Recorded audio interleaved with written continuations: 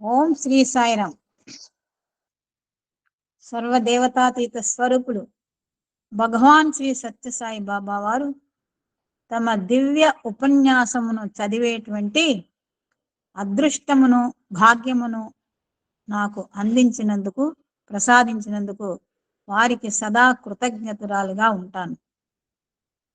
మన గురువులు శ్రీ మల్లె లక్ష్మీనారాయణ దంపతులకు ఏఎస్బి ప్లాట్ఫామ్ పై స్వామివారి దివ్య ఉపన్యాసములో కొంత భాగమును చదివే అవకాశమును కల్పించినందుకు వారికి వందనములు.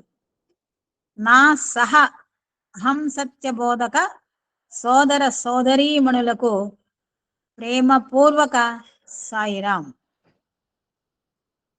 గత దివ్య ఉపన్యాసము ప్రేమతత్వముతోనే దైవమును గుర్తించడానికి వీలవుతుంది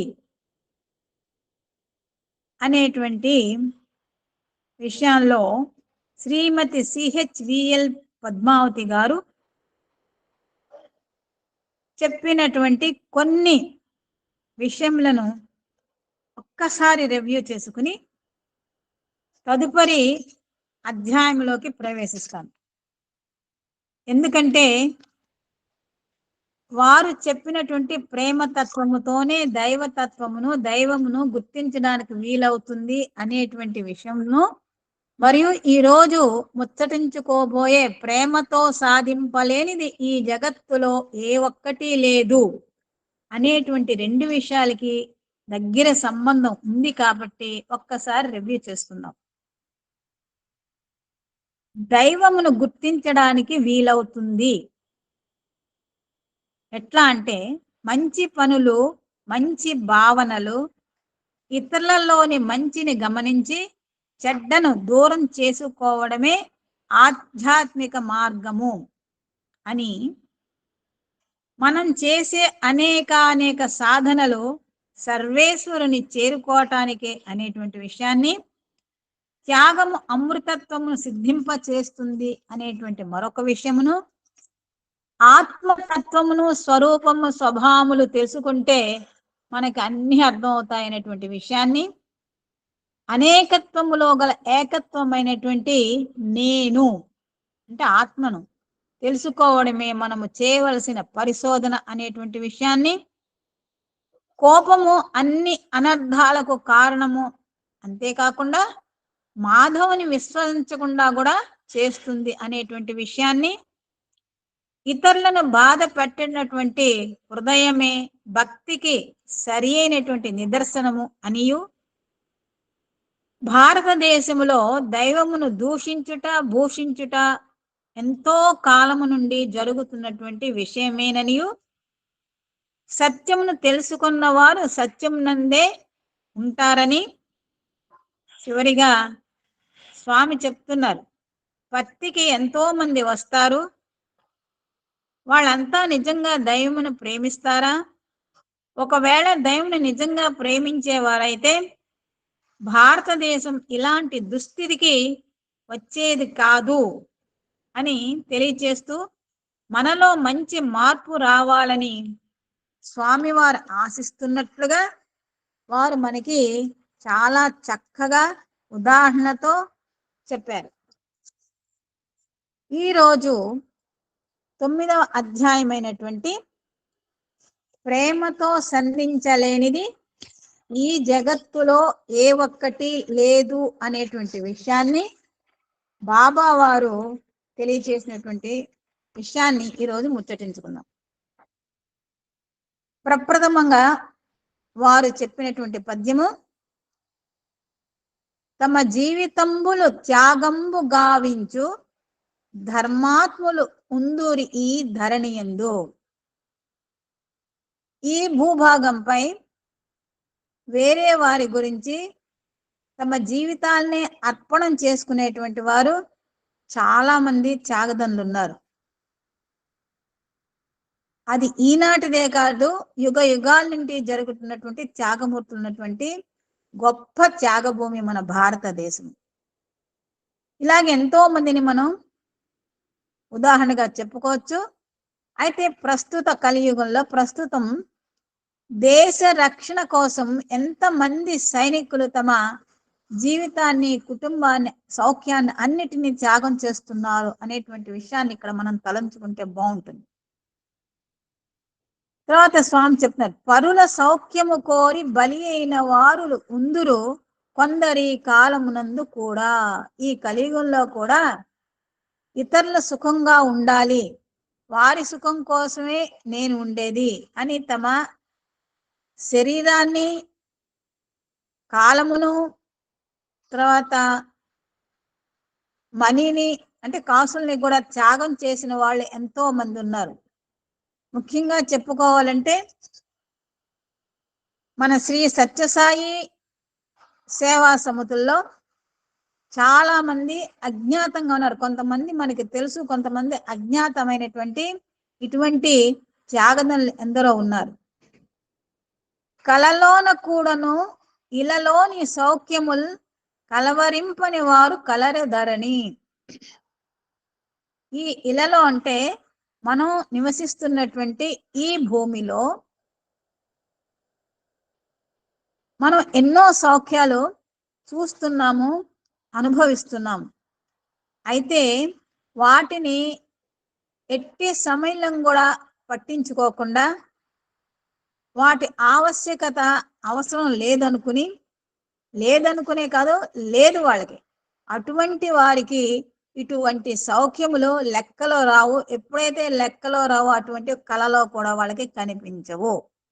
అంటే అటువంటి త్యాగమూర్తులు ఈ భూమిపై భగవంతుడు చేకూర్చినటువంటి ఎన్నో సౌఖ్యములను కొందరు అనుభవించరు, వాటిని అసలు లెక్క చేయరు, వాటిని గణనలో తీసుకోరు, వాటిని అనుభవించరు. కాబట్టి అనుభవించినప్పుడు అవి కళలో కూడా రావు. అటువంటి గొప్ప వారు త్యాగమూర్తులు కూడా ఉన్నారని స్వామి తెలియజేస్తున్నారు. కానీ నన్ను గాంచగలవాడు కానరారు. ఇంతమంది ఉన్నారు త్యాగదనులు, అయితే స్వామిని చూడగలిగిన వారు మాత్రం ఎక్కడా లేరు అని అంటున్నారు. సృష్టి చిత్రములు ఎంత విచిత్రమయ్యా. నిజమే, భగవంతుని సృష్టి చిత్రము అతి విచిత్రమైంది. ఇంతకన్నను వేరెద్ది ఎరుకపరతు సాధు సద్గుణ గణ్యులో సభ్యులార. మన ఎప్పుడు కూడా స్వామి సాధు సద్గుణులు అంటే మంచి గుణములు గలవారు, మిమ్మల్ని ఎంతో ఉన్నత స్థితిగా మేము చెప్పగలిగినటువంటి వారు అనేటువంటి మంచి పదాలతో మనల్ని ఉత్తేజపరుస్తారు. అంటే మనలో అటువంటి సద్గుణాలు లేకపోయినా, సాధుత్వం లేకపోయినా ఈ పదాన్ని ఎప్పుడైతే వింటామో అప్పుడు మనలో ఖచ్చితంగా మార్పు రావాలి. ఆ మార్పుతో మనం సాధు సద్గుణ గణ్యులు అయిపోవాలన్నమాట అని నాకు అర్థమవుతుంది. తర్వాత స్వామి ఉపన్యాసంలో మనల్ని దివ్య ఆత్మస్వరూపులారా అంటే మనం ఆత్మస్వరూపులం, మనం అన్యులం కాదు. ఎటువంటి ఆత్మ? మనం దివ్యమైనటువంటి ఆత్మ, దివ్యాత్మ స్వరూపులారా అంటే మనం సామాన్యులం కాదని మనల్ని మనకి ఎరుకపరుస్తున్నారు స్వామి. ఆ పాదంలోనే మనకి స్వామి చెప్పదలుచుకున్నదంతా కూడా కొంతవరకు అర్థమైపోతుంది. అంటే మనం ఎవరమో కాదు, మనం దివ్యమైనటువంటి ఆత్మను కలిగినటువంటి ఈ మానవ రూపం పొందినటువంటి వారము.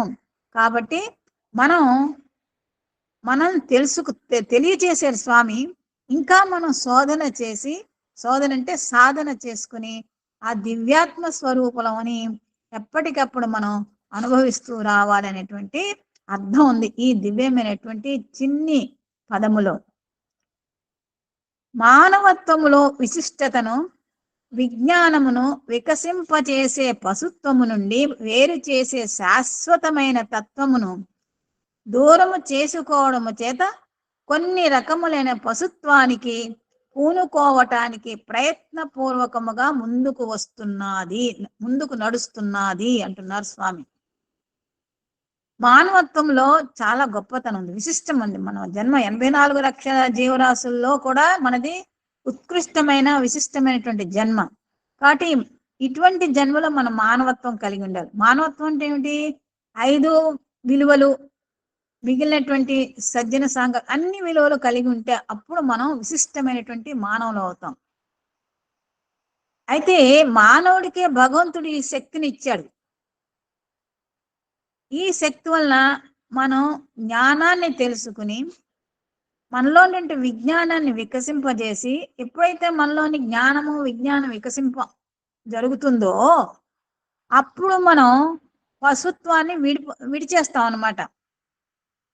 పశుత్వము విడిచి శాశ్వతమైనటువంటి మంచి బుద్ధిని కలిగి ఉండి మంచిగా ఉంటామన్నమాట.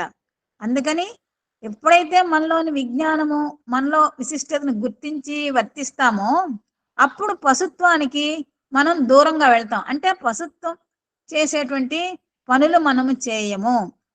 కానీ అయినప్పటికీ కూడా పశుత్వానికి పూనుకోవటానికి ప్రయత్నపూర్వకంగా ముందుకు నడుస్తున్నది అని చెప్తున్నారు. పశ్యతి ఇది పశువు అంటే బాహ్య దృష్టి కలిగినదే పశువు, అంతర్దృష్టి దానికి ఉండదు. మనం ఎప్పుడూ కూడా సాధన చేస్తున్నాం కాబట్టి, ఇటువంటి సత్సంగంలో ఉంటున్నాం కాబట్టి కొంతవరకు మన బాహ్య దృష్టిని అంతర్దృష్టికి మరల్చుకోవాలి. అంటే అంతర్దృష్టి అంటే మనల్ని మనం శోధించుకోవాలి. మనం ఎవరము, ఎక్కడి నుంచి వచ్చాము, ఈ ప్రయాణం అంతా దేనికి, ఎక్కడికి వెళ్ళబోతున్నాము అంటే అదే లో దృష్టి. మనల్ని మనం శోధన చేసుకోవాలి, పరిశోధన చేసుకోవాలి. అటువంటి లో దృష్టి కలిగి ఉండాలన్నమాట. అటువంటి జన్మని మనకి భగవాన్ ప్రసాదించారు. ప్రకృతి పరమాత్మలను వేరుగా భావించరాదు. అంటే ప్రకృతే పరమాత్మ, పరమాత్మే ప్రకృతి. ప్రకృతిలో ఉన్నటువంటి ప్రతి వస్తువు, ప్రతి క్రియేషన్ కూడా పరమాత్మ స్వరూపమే. పశు పక్షాదులు అన్నీ కూడా పరమాత్మ స్వరూపములే అని మనం తెలుసుకోవాలి. మానవులం కాబట్టి ఉత్కృష్టమైనటువంటి విశిష్టమైనటువంటి జన్మని ఇచ్చారు కాబట్టి. కానీ ఈ పశువులకు పక్షులకు తెలియదు ప్రకృతి పరమాత్మ ఒకటే అయినటువంటి విషయం వాటికి తెలియదు. కానీ మనం తెలుసుకోవాలి. పశుత్వము నుండి పశుపతి తత్వమునకు ఏ మానవుడు తన దృష్టిని మరల్చుతాడో అట్టి జీవితమే నిజమైన మానవ జీవితం అని చెప్పటానికి కూడాను సందేహము లేదు. అంటే పశుత్వము నుండి, పశుత్వం అంటే ఏమిటండి? మూడే ఎప్పుడు చేసే పనులు ఏమిటంటే తినడం, తిరగడం, నిద్రపోవడం, మిగిలిన కార్యక్రమాలు చేసుకోవడం, అది పశుత్వం అన్నమాట. అటువంటి ఆ తత్వం నుండి మనం మంచిగా మాధవ తత్వం వైపు మనం మరల్చుకోవాలి. అందుకే మనకి ఈ మానవ జీవితాన్ని భగవంతుడు ఇచ్చాడు. తర్వాత యోచన అంటే ఆలోచన, విచక్షణ, మనల్ని మనం తరల్చుకోవడం, సూచన, పరుల యొక్క ప్రవర్తన. మూడు విషయాలు: యోచన, సూచన, పరుల యొక్క ప్రవర్తన. ఈ మూడింటి యొక్క స్వరూపమే మానవత్వమునకు సరైన అర్థము. మనం యోచించుకోవాలి ఏం చేస్తున్నాం అని.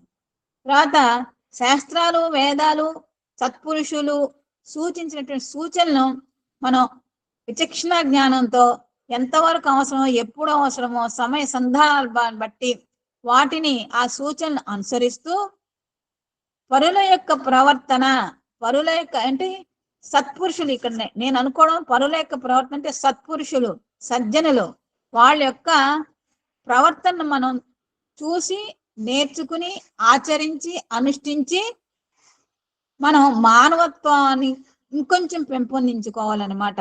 అదే మానవత్వంలో సరైనటువంటి అర్థము అనేటువంటి విషయాన్ని స్వామివారు తెలియజేస్తున్నారు. ప్రకృతి వేరు, పరమాత్మ వేరుగా మనము భావించనక్కరలేదు.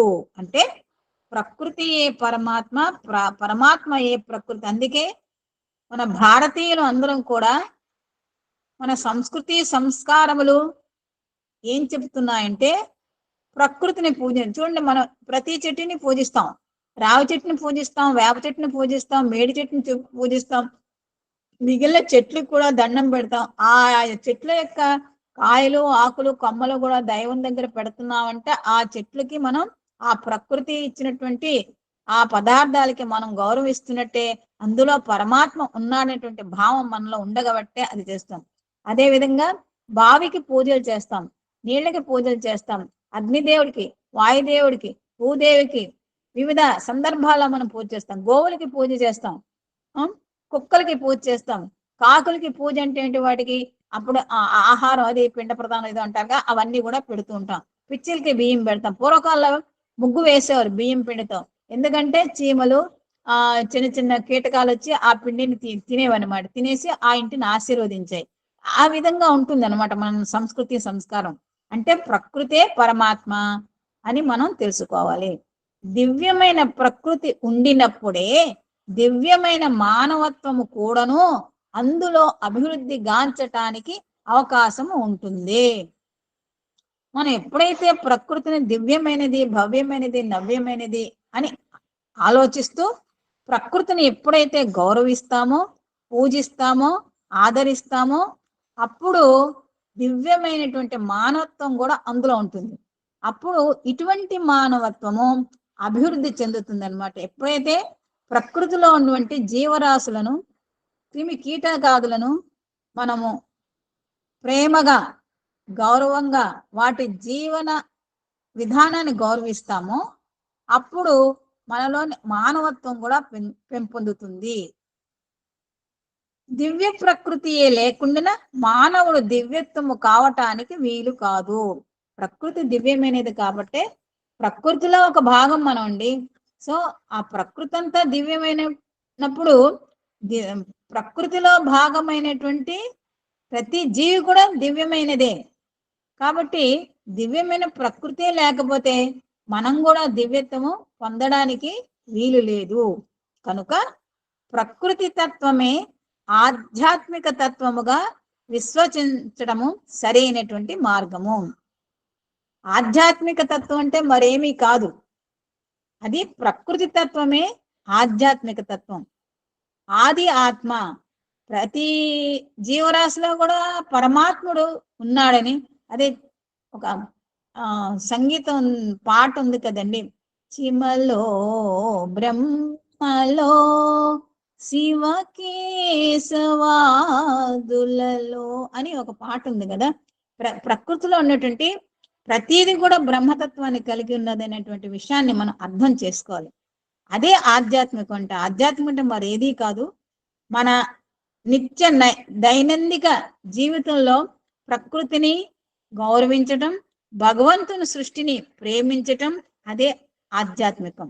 అంతకు మించింది ఏమీ లేదు. భగవత్ సంకల్పముతో నిర్మించబడిన జగత్తు భగవంతునకు సంకల్పమునకు పవిత్రతకు దూరం ఎట్లు కాగలదు? అంటే భగవంతుడు పవిత్రుడు, భగవంతుని సంకల్పాలు ఎప్పుడు కూడా సత్సంకల్పాలే.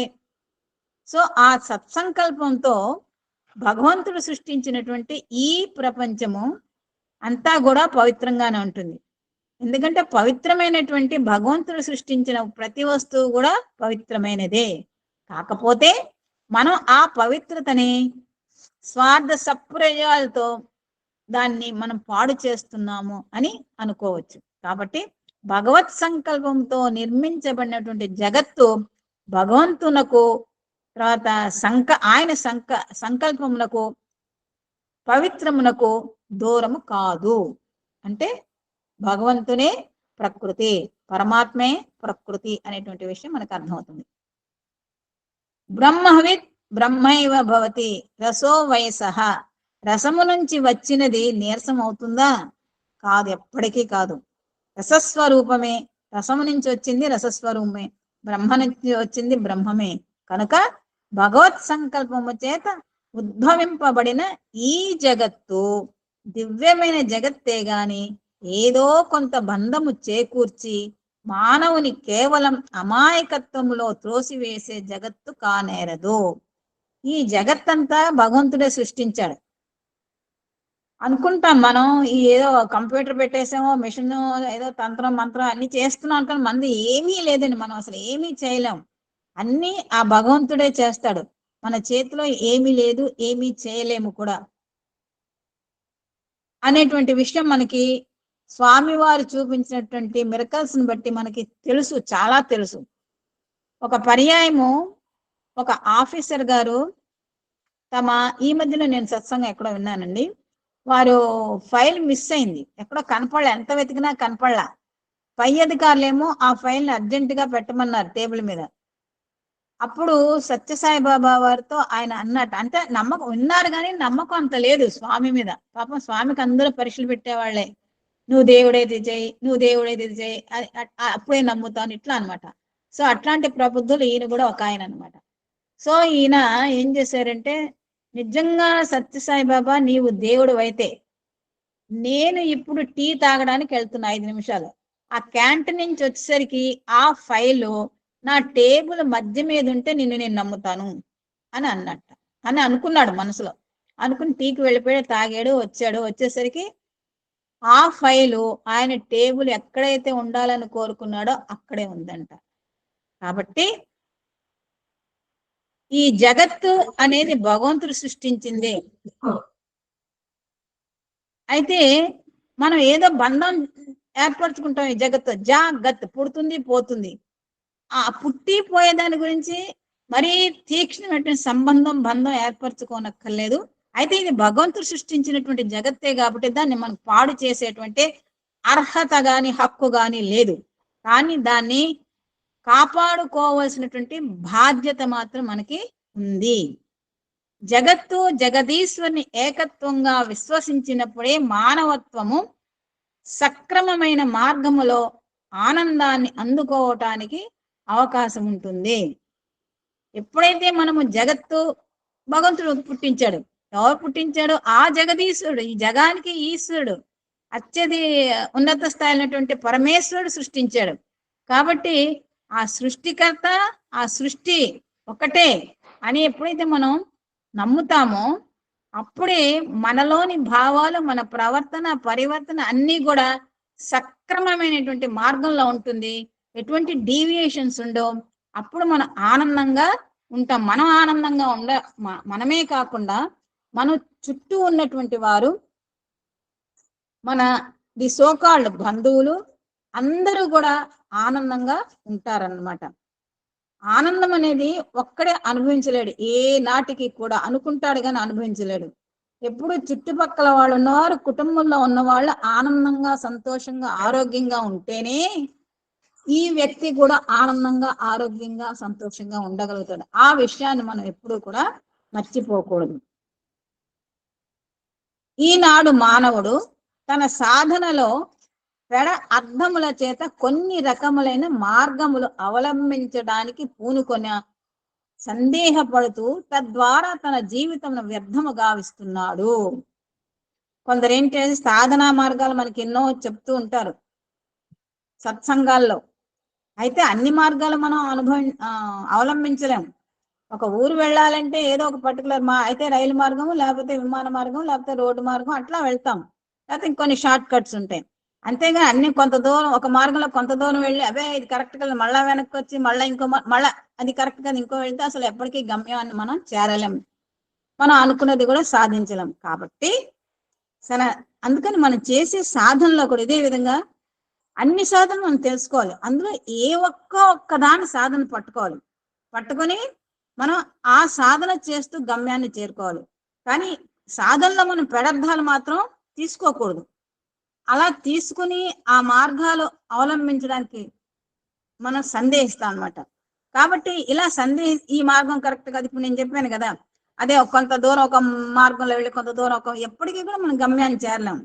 అదేవిధంగా ఈ మార్గాల్ని సందేహిస్తే మనం ఎప్పటికీ కూడా టైం వేస్ట్ అయిపోతుంది. కాయము కాలము ఎప్పుడు ఎవరికి కోసం ఆగదండి, అవి జరిగిపోతూ ఉంటాయి, వెళ్ళిపోతూనే ఉంటాయి అనమాట. ఎప్పుడైతే మనం ఈ సందేహాలు, ఈ ఆలోచనలతో ఉంటామో మన టైం అయిపోతుంది, మన శరీరం కూడా మార్పు చెంది ఉడిగిపోతుంది అనమాట. అంచేత ఇంకా ఓపిక కూడా ఉండదు. చివరికి ఏదో ఒక సాధన చేద్దాం అనుకుంటే మనకి ఓపిక కూడా ఉండదు ఆ టైంకి. కాబట్టి జీవితం అంతా వ్యర్థం అయిపోతుంది అనమాట అనేటువంటి విషయాన్ని ప్రతి మానవుడు చూస్తూనే ఉన్నాడు. అయితే మేఘములు మింటిపై చేరి మెదలుచుండా వాని దాపున విద్యుత్తు వరలునట్లు, మేఘాలు ఉంటాయండి ఆకాశంలో, కానీ మనకి మేఘంలాగా తెల్లగా కనపడుతుంది. కానీ అందులో విద్యుత్ శక్తి దాగి ఉంది. అది మనకు కనిపించదు. ఎప్పుడు కనిపిస్తుంది? ఏదో ఉరుములు అంటే 2-3 మేఘాలు రాసుకుంటే అది ఉరుము అంటాం. ఆ 2-3 మేఘాలు రాసుకున్న తర్వాత మనకి ఏం వస్తుంది? ఒక వెలుగు వస్తుంది. అది విద్యుత్. అంటే మేఘాల్లో ఆ విద్యుత్ దాగి ఉంది కానీ మనకి కనపడదు. అదే విధంగా విద్యలో జ్ఞాన దీపికలు వెలగవలయు, దీని నార్జించు చదువరి ధన్యుడగును. అదే విధంగా ఏ విధంగా అయితే మేఘాల మాటున మనకి కనబడకుండా వెలుగు విద్యుత్ శక్తి ఉందో, అదే విధంగా మనం చదివేటువంటి చదువు అంటే ఇక్కడ విద్య, ఆ విద్యలో జ్ఞానం అదండి. ఇప్పుడు మనంతా చదువుకుంటున్నాం, డిగ్రీ సంపాదిస్తున్నాం, పిహెచ్డీలు చేస్తున్నాం, కానీ దానివల్ల ఏం జ్ఞానం వస్తుంది? ఏమి మనం దేశానికి కంట్రిబ్యూట్ చేస్తున్నాం? ఇన్ని చదువులు చదివి అంటే మనకు సరైన జ్ఞానం ఉందా?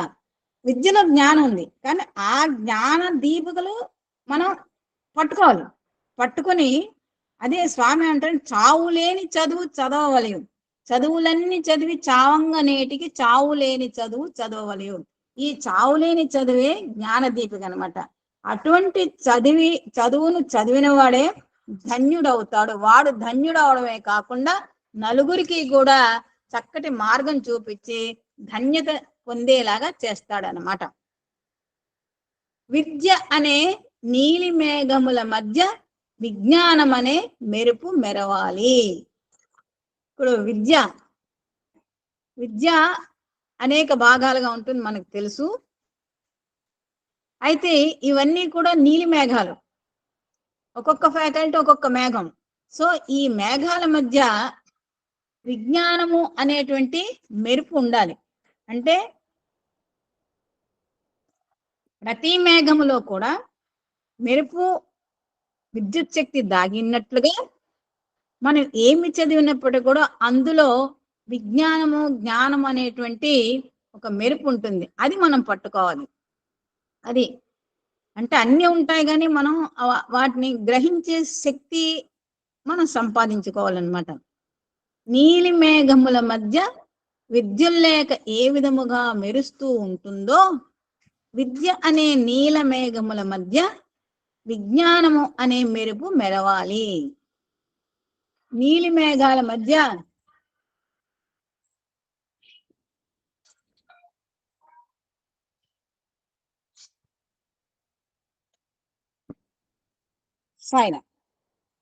నీలి మేఘాల మధ్య విద్యుత్ ఏ విధంగా ఉంటుందో, అదే విధంగా విద్యని కూడా నీలి మేఘాలతో పోల్చారనమాట.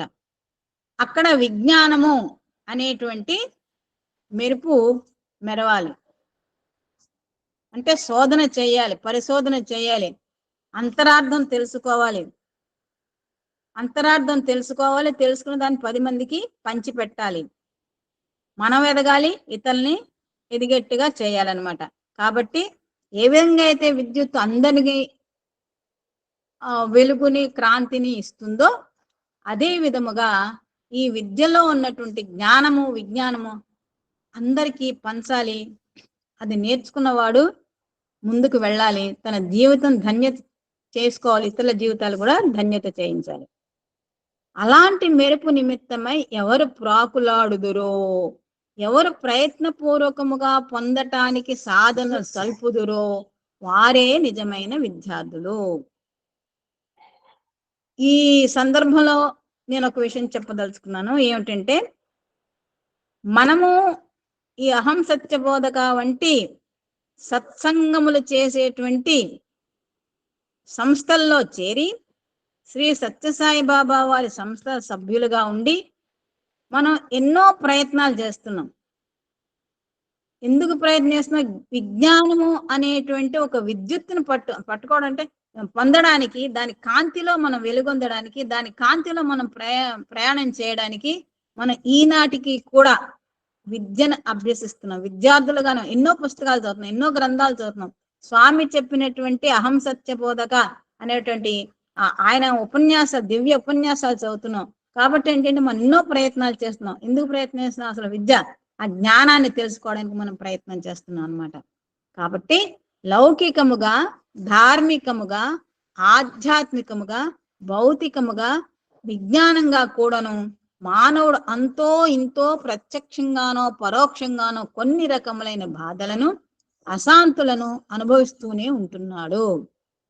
మానవ జన్మ వచ్చిందంటేనే కొన్ని అస్తమాన సుఖం ఉండదు. సుఖం ఉంటే దాని విలువ తెలియదు. అందుకని కొన్ని కష్టాలు కూడా వస్తూ ఉంటాయి, రావాలి కూడాను. అందుకే చూడండి, కృష్ణుడిని అడుగుతుంది కదా, ఏమనంటే నాకు అస్తమాన కష్టాల ఇస్తే నాకు ఎప్పుడు నీవు నా దగ్గరే ఉంటావని. అదే విధంగా మనం కష్టాలని, భగవంతునికి దగ్గరగా ఉండాలంటే కష్టాలని కోరుకోవాలి. అవన్నీ కూడా భగవంతుడు ఇచ్చినటువంటి ప్రసాదంగానే మనం భావించాలన్నమాట. లౌకికంగా, ధర్మపరంగా గాని, ఆధ్యాత్మిక పరంగా గాని, ఈ భౌతిక ప్రపంచ పరంగా గాని, విజ్ఞానంగా పరంగా గాని చూస్తే మనం డైరెక్ట్ అంటే ప్రత్యక్షంగానో పరోక్షంగానో మనం తెలుసో తెలియకో కొన్ని బాధలు వెన్నంటే ఉంటాయి, వస్తాయండి. ఆ బాధ కొంత అశాంతి కూడా, ఎప్పుడైతే బాధ ఉంటుందో కొంత అశాంతి అనుభవిస్తాం. ఇవన్నీ అనుభవిస్తుంటాం అనమాట. ఇన్ని విషయాలు తెలుసుకున్నప్పటికీ కూడా ఏదో రంగంలో లౌకికంగా గాని, ధార్మిక పద్ధతిలో అనుభవిస్తుంటే గాని, ఆధ్యాత్మిక దృష్టితో మనం ఎన్నో నేర్చుకుంటున్నప్పుడు కూడా ఎన్నో అసౌకర్యాలు, మనస్సు శాంతంగా లేకపోవటం, మనోవ్యధ ఇవన్నీ జరుగుతూనే ఉంటాయన్నమాట. అశాంతిని, బాధను లెక్క చేయక ప్రశాంతిని, ఆనందమును అనుభవించే ఒకే ఒక్క మార్గము ఆధ్యాత్మిక మార్గము. చూడండి, ఇన్ని చెప్పారు స్వామివారు. భౌతికమైనంగాను, తర్వాత ధార్మికంగాను, ఎన్నో విజ్ఞాన పరంగా ఎన్నో బాధలు వస్తుండనమాట. అయితే ఈ బాధలు, ఈ అశాంతులు లెక్క చేయకుండా ప్రశాంతిని మనం పొందాలి అంటే, ఆనందాన్ని అనుభవించాలంటే అక్కడ మనకు ఒకే ఒక్క మార్గం ఉంది. అదే ఆధ్యాత్మిక మార్గము అని తెలియజేస్తున్నారు. ఈ ఆధ్యాత్మిక మార్గంలో ఎట్టి బాధలు గాని, ఎట్టి నిరాశలకు గాని, ఎట్టి అసంతృప్తులకు గాని స్థానము లేదు. ఎప్పుడైతే మనం ఆధ్యాత్మికంగా ముందుకు వెళ్తున్నాము అని అనుకుంటామో, మనం దేన్ని లెక్క చేయకూడదు. బాధలు వచ్చినాయా, ఈ భగవంతుడు ఇచ్చింది, భగవత్ ప్రసాదము అనుకోవాలి. ఏదైనా మనం దేనికన్నా ఆశపడతాం అనుకోండి, ఆధ్యాత్మికంగా వెళ్తే లౌకికంగా ఎక్కువ ఆశలు ఉండవు మనకి. కానీ ఈ జీవితం జీవించాలంటే కొంతవరకు మనం ఆశ పడాలి. లేకపోతే ఏంటంటే జీవితం వ్యర్థం, నిరర్ధకం అని అనిపించేటువంటి అవకాశం ఉంటుంది. కాబట్టి భౌతికంగా కానీ ఆధ్యం కొన్ని నిరాశ అనేది కలుగుతాయండి. కలిగినప్పుడు వాటిని మనం లెక్క చేయకూడదు. మనకి తృప్తి లేదనేటువంటి భావం ఉండకూడదు. ఎక్కడికక్కడే తృప్తి పడాలన్నమాట. భగవంతుడు ఇచ్చింది, భగవంతుడు ఇచ్చిన ప్రసాదం అని చెప్పి మనస్ఫూర్తిగా బాధనో, కష్టానో, నిరాశనో, నిస్పృహనో అన్ని కూడా స్వీకరించుకోవాలి. దానిని తెలిసి మనము అనుభవించితిమా ఆ ఆనందమునకు మితియే లేదు. కాబట్టి ఇటు నిరాశలు, బాధలు, అసంతృప్తులు ఇవన్నీ కూడా భగవద్దత్తములే, మన కర్మ పరిపాకం అని కూడా అనుకోవాలి. కాబట్టి ఎవరిని నిందించక్కర్లా, భగవంతుడిని నిందించక్కర్లా. ఇది మనకి రావలసి ఉంది, వచ్చింది అంతే. కాబట్టి దాన్ని సుఖంగానే అనుభవించాలి. అనుభవిస్తే అప్పుడు ఎప్పుడైతే మనం తృప్తిగా ఉంటామో అప్పుడు మనకు ఎంతో ఆనందం వస్తుందండి. ఎవరితో పోల్చుకోకూడదు, పోటీ పడకూడదు. మనం ఉన్నదానితోనే ఎప్పుడైతే తృప్తి పొందుతామో, తృప్తికి మించిన ఐశ్వర్యము లేదు. ఈ ప్రపంచంలో కడు పేదవాడు ఎవరంటే అసంతృప్తి గల వాడికి కోట్లు కోట్లు ఉంటాయి, కానీ ఇంకా ఏదో కావాలి. వాడంతా నిజం చెప్పాలంటే దరిద్రుడు ఇంకొకడు ఉండడు. ఐశ్వర్యవంతుడు ఎవరంటే ఉన్నదాంతో తృప్తి చెందేవాడు అతన్ని మించినటువంటి ఐశ్వర్యవంతుడు కూడా ఎవరు ఉండరు అనమాట. సో అటువంటి తృప్తి కలిగిన వాడు పొందే ఆనందం అంతా ఇంతగా, దానికి ఒక లిమిట్ అనేది ఏమీ లేదు. తెలియక మనం అనేక రకములుగా పొందటానికి ప్రయత్నం చేస్తామా, అంతకంటే ప్రమాదం మరొకటి లేదు. ఇందాక అనుకున్న విషయమే. కనుక తెలిసి మ్రొక్కు చూచి త్రొక్కు అన్నారు. తెలిసి మ్రొక్కు, మనకు అనేక దేవతలు ఉంటారు. అన్ని గుళ్ళకి మనం వెళ్ళి అన్ని దేవతలకి మనం ప్రార్థన కొంతవరకు చేయగలము. ఆ మొక్కులు మాత్రం మనం తెలిసి మొక్కుకోవాలి, వెళ్ళాలి. చూచి తొక్క అంటే ఏంటంటే మనం అడుగు వేసేటప్పుడు ఆ కింద ఏముందో చూసుకోవాలి. భౌతికంగా చెప్తున్నాను. అసలు అంతరార్థం ఏమిటంటే, తెలిసి మొక్కంటే మనం ఏది కావాలో దాన్ని ఆశించి అది పొందటానికి కృషి చేయాలి. చూచి తొక్కు అంటే నువ్వు అడుగు వేసేటప్పుడు, అంటే ఏదైనా నిర్ణయం తీసుకునేటప్పుడు ఆ నిర్ణయం యొక్క ప్రభావం ఎట్లా ఉంటుంది, ఆ నిర్ణయాన్ని ఆచరణలో పెడితే దాని ప్రభావం ఎవరి మీద ఎట్లా ఉంటుంది అనేటి విషయాన్ని డీప్గా ఆలోచించి మనం ముందుకి అడుగు వేయాలి. భౌతికంగా ఏం చెప్తుందంటే స్వామి, చూడక త్రొక్కటం చేత ఏ ఏ మూలో పామో లేక తేలో మనకు కొంత బాధ అందించవచ్చు. మనం చూడకుండా అడుగు వేసామనుకోండి, అడుగు వేస్తే అక్కడ ఏ తేలో పామో ఉంటుంది, అది కరుస్తుంది. కరిస్తే మనకి చాలా బాధ కలుగుతుంది, ఒక్కొక్కసారి ప్రాణం కూడా పోవచ్చు అనమాట. కాబట్టి మనం చూసి అడుగు వేయాలి. అందుకే మనకు సామెత కూడా ఉంది, అడుసు తొక్కనేలా కాలు కడుగనేలా అని. అందుకని మనం చూసి జాగ్రత్తగా అడుగు వేసుకోవాలి. ఫిజికల్ గాను అదే విధంగా నిర్ణయం తీసుకున్నప్పుడు కూడా ప్రాస్ అండ్ కాన్స్ అంటే లాభ నష్టాలు, భవిష్యత్తు ఎట్లా ఉంటుంది, ఇవన్నీ ఆలోచించి మనం ఒక నిర్ణయాన్ని తీసుకోవాలి. కనుకనే చూచి తొక్కు తెలిసి మృక్కు, ఈ రెండింటికి కాలం ఎంతైనా తీసుకో. మనం ఎంత టైం గబగబా నిర్ణయం తీసుకోకూడదు, గబగబా ఎక్కడికి వెళ్ళిపోకూడదు. మనం ఎంతైనా టైం తీసుకోవచ్చు, కానీ దాని ఫలితం ఎట్లా ఉంటుంది, దాంట్లో చెడు ప్రభావం ఏమిటి, మంచి ప్రభావం ఏంటి, నా మీద ఏమిటి, ఇతరుల మీద ఏమిటి, సొసైటీకి ఏమిటి, బంధువులకి ఏమిటి, ఇన్ని ఆలోచించుకోవాలి. ఆలోచించుకుని అప్పుడు మనం నిర్ణయం తీసుకోవాలి. దానికి ఎంత టైం అన్నా తీసుకోవచ్చు, పర్వాలేదు. లోకములో స్నేహము చేసి చెడిపోయిన వారు తక్కువగా ఉంటున్నారు, కానీ చెడులై తదుపరి స్నేహము చేసిన వారు ఎక్కువగా ఉంటున్నారు ఆధ్యాత్మిక మార్గములో. ఇది మనం స్వామి గురించి చెప్పుకోవచ్చండి. ప్రప్రథమంలో స్వామిని విమర్శించిన వారు చాలా మంది ఉన్నారు, అందువల్ల స్వామికి దూరంగా ఉన్నారు. ఎప్పుడైతే స్వామి యొక్క అసలు తత్వంలో కొంత భాగం తెలుసుకున్నారో అప్పుడు స్వామితో స్నేహం చేయడం మొదలుపెట్టారు. కాబట్టి మొదట చెడ్డగా ఉన్నప్పటికీ కూడా తర్వాత స్నేహం చేసిన వారు భగవంతునితో చాలా ఎక్కువ మంది ఉంటారు ఆధ్యాత్మిక మార్గంలో. అనగా స్నేహితులై తదుపరి విరోధులైన వారు చాలా తక్కువ. ముందు స్నేహంగా ఉండి తర్వాత భగవంతుడితో విరోధులైన, ఇక్కడ భగవంతుడు అనమాట. గొప్ప స్నేహితుడు ఎవరయ్యా ఈ ప్రపంచంలో అంటే భగవంతుడే. సో భగవంతుడితో మొదటి పొంది స్నేహంగా ఉండి విరోధులైన వారు చాలా మంది తక్కువ ఉంటారు. ఎందుకంటే కోరిన కోరికలన్నీ తీర్చిన భగవంతుడు ఉన్నాడు అంటాం, ఆ కోరిక తీరకపోతే భగవంతుడు లేడని ఆయన ఫోటోని మూసేస్తాం అనమాట. అటువంటి వాడు చాలా తక్కువ ఉంటారు. స్నేహితులుగా ఉండి తదుపరి విరోధులుగా మారిన వారి సంఖ్య కంటే విరోధులుగా ఉండి స్నేహితులుగా మారిన వారి సంఖ్య అధికంగా ఉంటుంది. మొదటి విరోధిగా ఉంటారు, ఇందాక మనం అనుకున్నాం, తర్వాత ఫ్రెండ్షిప్ భగవంతుడితో, అట్లాంటి వాళ్ళ సంఖ్య ఎక్కువ ఉంటుంది. ఇక్కడ మానవులతో అనడానికి అంత సబబుగా ఉండదేమో అనిపిస్తుంది అనమాట. కారణం ఏమిటి? సత్యంను గుర్తించుకొనలేక ఏదో స్వల్పమైన భ్రాంతులకు స్వల్పమైన వాంఛలకు గురై తదుపరి సత్యంను గుర్తించుకొని తద్వారా తమవి తప్పులుగా ఒప్పుకొని తిరిగి సాయిని సంతోషపెట్టే నిమిత్తమై ఆరాధన సలిపేటువంటి సంఖ్య చాలా అధికముగా ఉంటున్నది. సరే, కారణం ఏమైనప్పటికీ కూడా ముందు వాళ్ళు సత్యాన్ని తెలుసుకోరు. సత్యసాయిబాబా ఎటువంటి వాడని తెలియదు వాళ్ళకి. తెలుసుకోకుండా ఏదో స్వల్పమైనటువంటి ఎవరో చెప్పినటువంటి మాటలు నమ్మి ఏదో భ్రాంతుల్లో మునిగిపోయి ఎండమావుల్లో నీరు ఉంటుందా అనేటువంటి లేనిపోని విషయాలు కల్పించుకుని చిన్న చిన్న కోరికలు కోరుకుని ఆ కోరిక తీరదు. ఎందుకు తీరదంటే ఆ కోరిక నెరవేర్చడంలో ఆ వ్యక్తికి ఏదో చెడు ఉంటుంది కాబట్టి భగవంతుడు దాన్ని ఏ విధంగా అయితే తల్లి చిన్నపిల్లవాడు చాకుతో ఆడుకుంటాను చాకు తీసుకున్నప్పుడు ఆ తల్లి గబగబా వచ్చి వాడికి 2 దెబ్బలు తగిలించి ఆ చాకు తీసి దాచిపెడుతుంది. అంటే పిల్లవాడంటే కోపమనా? కాదు, పిల్లవాడికి మంచి జరగాలని ఆ చాకు వాడి చేతిలో ఉంటే తెగుతుందని ఆ ప్రమాదాన్ని గుర్తించి కాబట్టే ఆ తల్లి ఆ చాకునివ్వదు. అదే విధంగా మనం ఏదైనా కోరుకుంటే అది స్వల్ప కోరిక కావచ్చు, పెద్ద కోరిక కావచ్చు, అందులో చెడు ఏదుందో మనకు తెలియదు.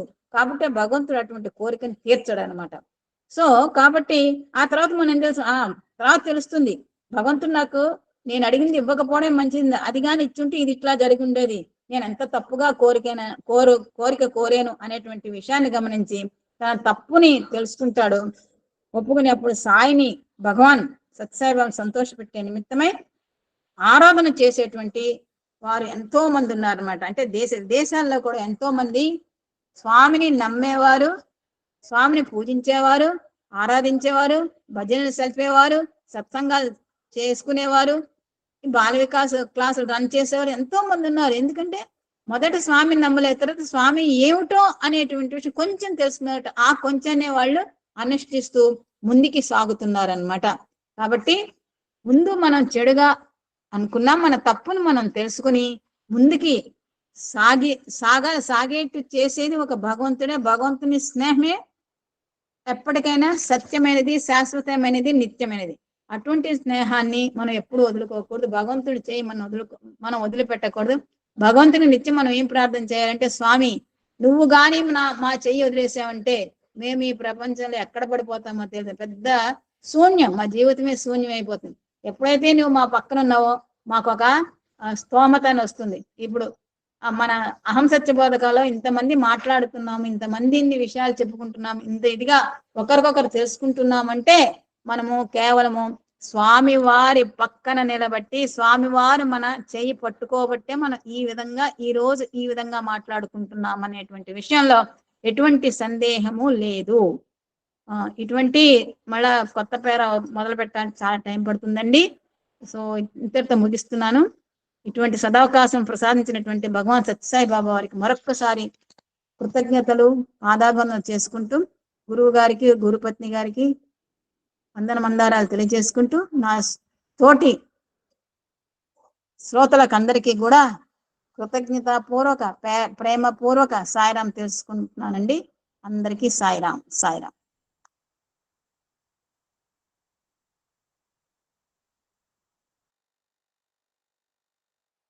ఓం Shri Sairam.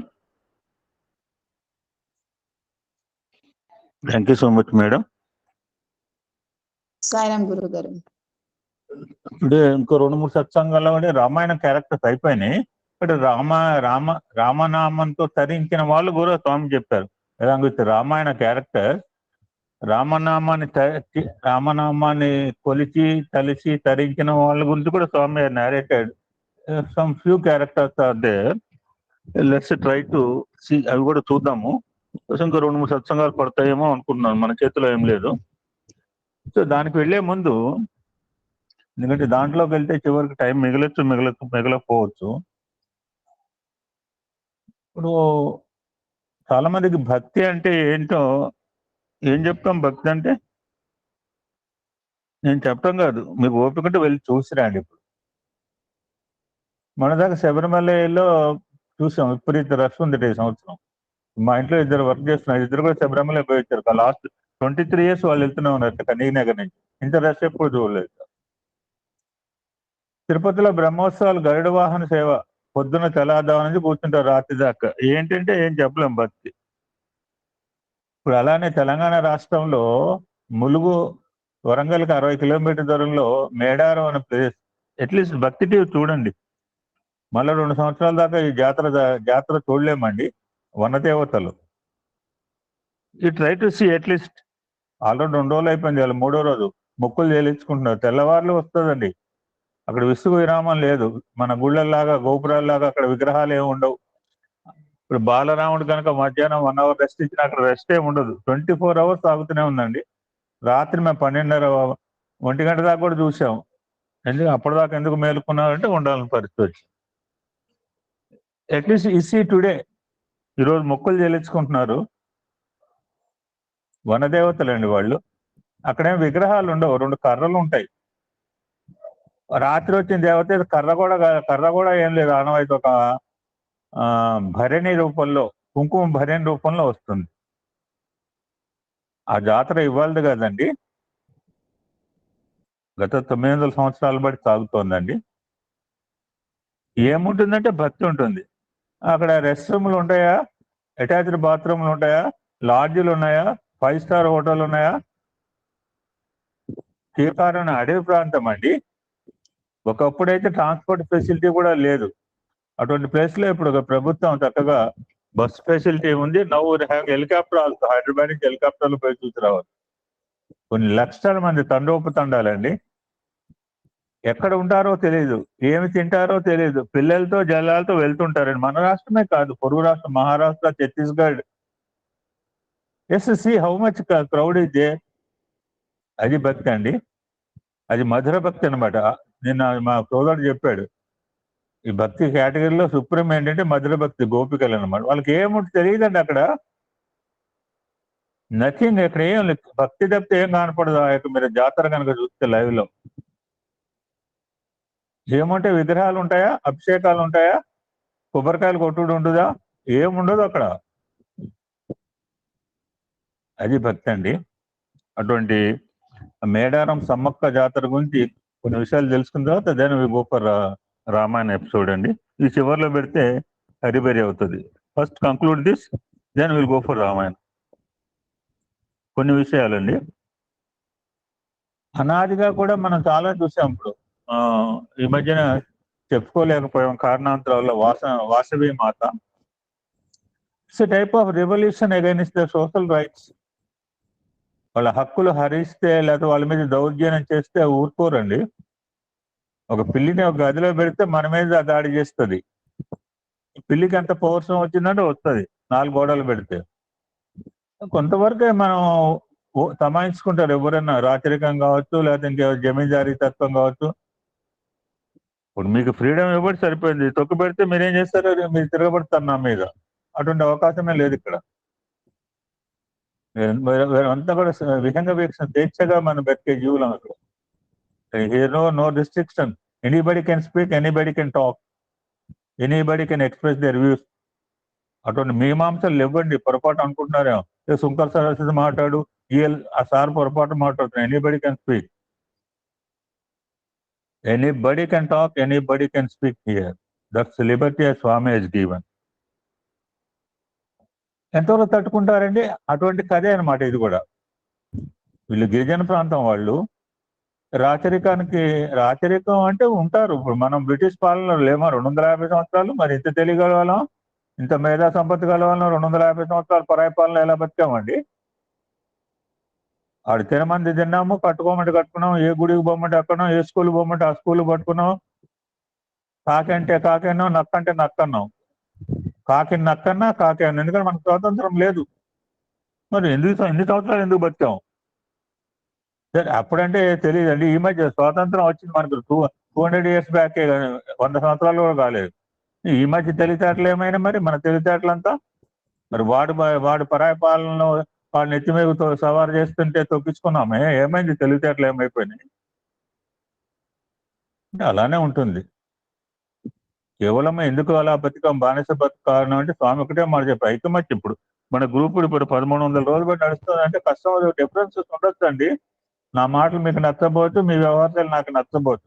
But being like a family, కనీసం 2 గంటలు. ఇప్పుడు నాకు ఇంట్లో వర్క్ నర్స్ పైకి వచ్చాను, మేడం మీద వచ్చి మాట్లాడుతున్నాను, ఎందుకంటే నేను ఫ్రీగా మాట్లాడాలంటే.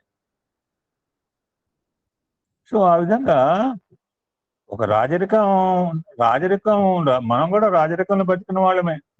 ఎంతమంది రాజులు పరిపాలించారు మనని, రకరకాల రాజులు పరిపాలించారు, ముస్లిం రాజులు పరిపాలించారు, రకరకాల హిస్టరీ అంతా చదువుకున్న వాళ్ళమే.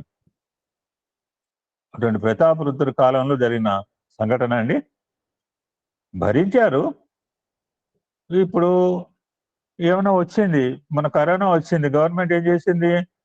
వీళ్ళకి వెసులుబాటు లేదే, వీళ్ళకి జీతాలు లేవే, చాలా మంది ఉపాధి కోల్పోయారని కొన్ని వెసులుబాట్లు ఇచ్చింది. నైజాంతా నువ్వు ఫలాంది కట్టాల్సిందే, నువ్వు తినకపోయినా చేయాలంటే ఏమైనా వస్తుంది? రెవల్యూషన్ వచ్చేది మన భారతదేశంలో కూడా. చాలా మంది ఉద్యోగం కోల్పోయారు, ఉపాధులు కోల్పోయారు, ఆర్థికంగా దెబ్బతిన్నారు. ఇప్పటికీ ఇంకా కోలుకోలేదు. అప్పుడు 2 సంవత్సరాలు వెనకబట్టడం ఈజీ, ముందు పోవటం చాలా కష్టం. కూలగొట్టడం ఈజీ. ఇప్పుడు నాకు ఏసీ చూడండి, ఇప్పుడు కొత్తది పెట్టాలంటే వాళ్ళు కన్స్ట్రక్షన్ చేస్తున్నారు. తీసుకుపోయాడు, నేను వచ్చి 10 నిమిషాలు తీసుకుపోయాడు. డిస్ట్రక్షన్ ఈ very easy. Construction already started 2 hours అయింది, ఇంకా గంట పడుతుంది. ఆ విధంగా ఇది ట్రైబల్ జాతర. ఆసియాలో కల్లా అతిపెద్ద ఆదివాసీల జాతర సమ్మక్క సారలమ్మ.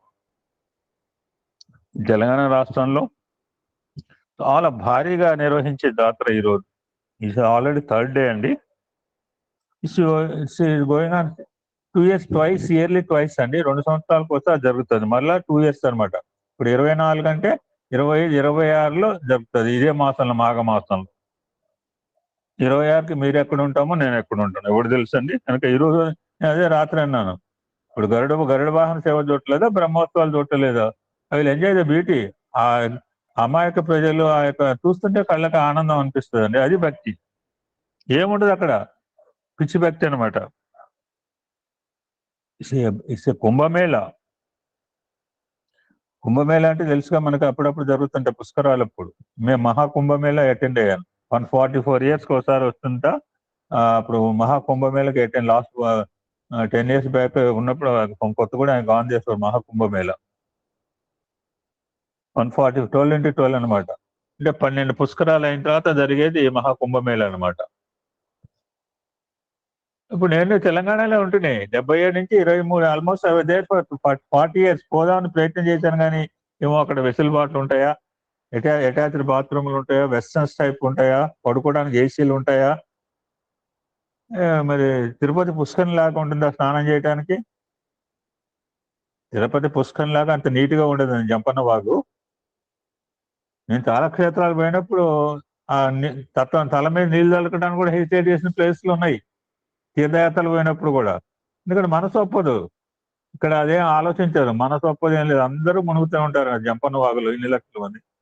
ఇట్స్ నాకు తిరుమల పుష్కరిణి నీళ్లులా కనపడటం. తిరుమల పుష్కరినే కాదు, ఈ మధ్య మేము ఒక క్షేత్రం వెళ్ళాం, వెంకటేశ్వర స్వామి క్షేత్రము డోకిపర్రు. ఆ డోకిపర్రులో కూడా పుష్కరిని ఎలా అయితే నేను తిరుపతి పుష్కరిని లాగానే ఫీల్ అయ్యానండి. అంటే దట్ మచ్ హోలీనెస్, పవిత్రత ఆ గుడి ఆలయం వాళ్ళు.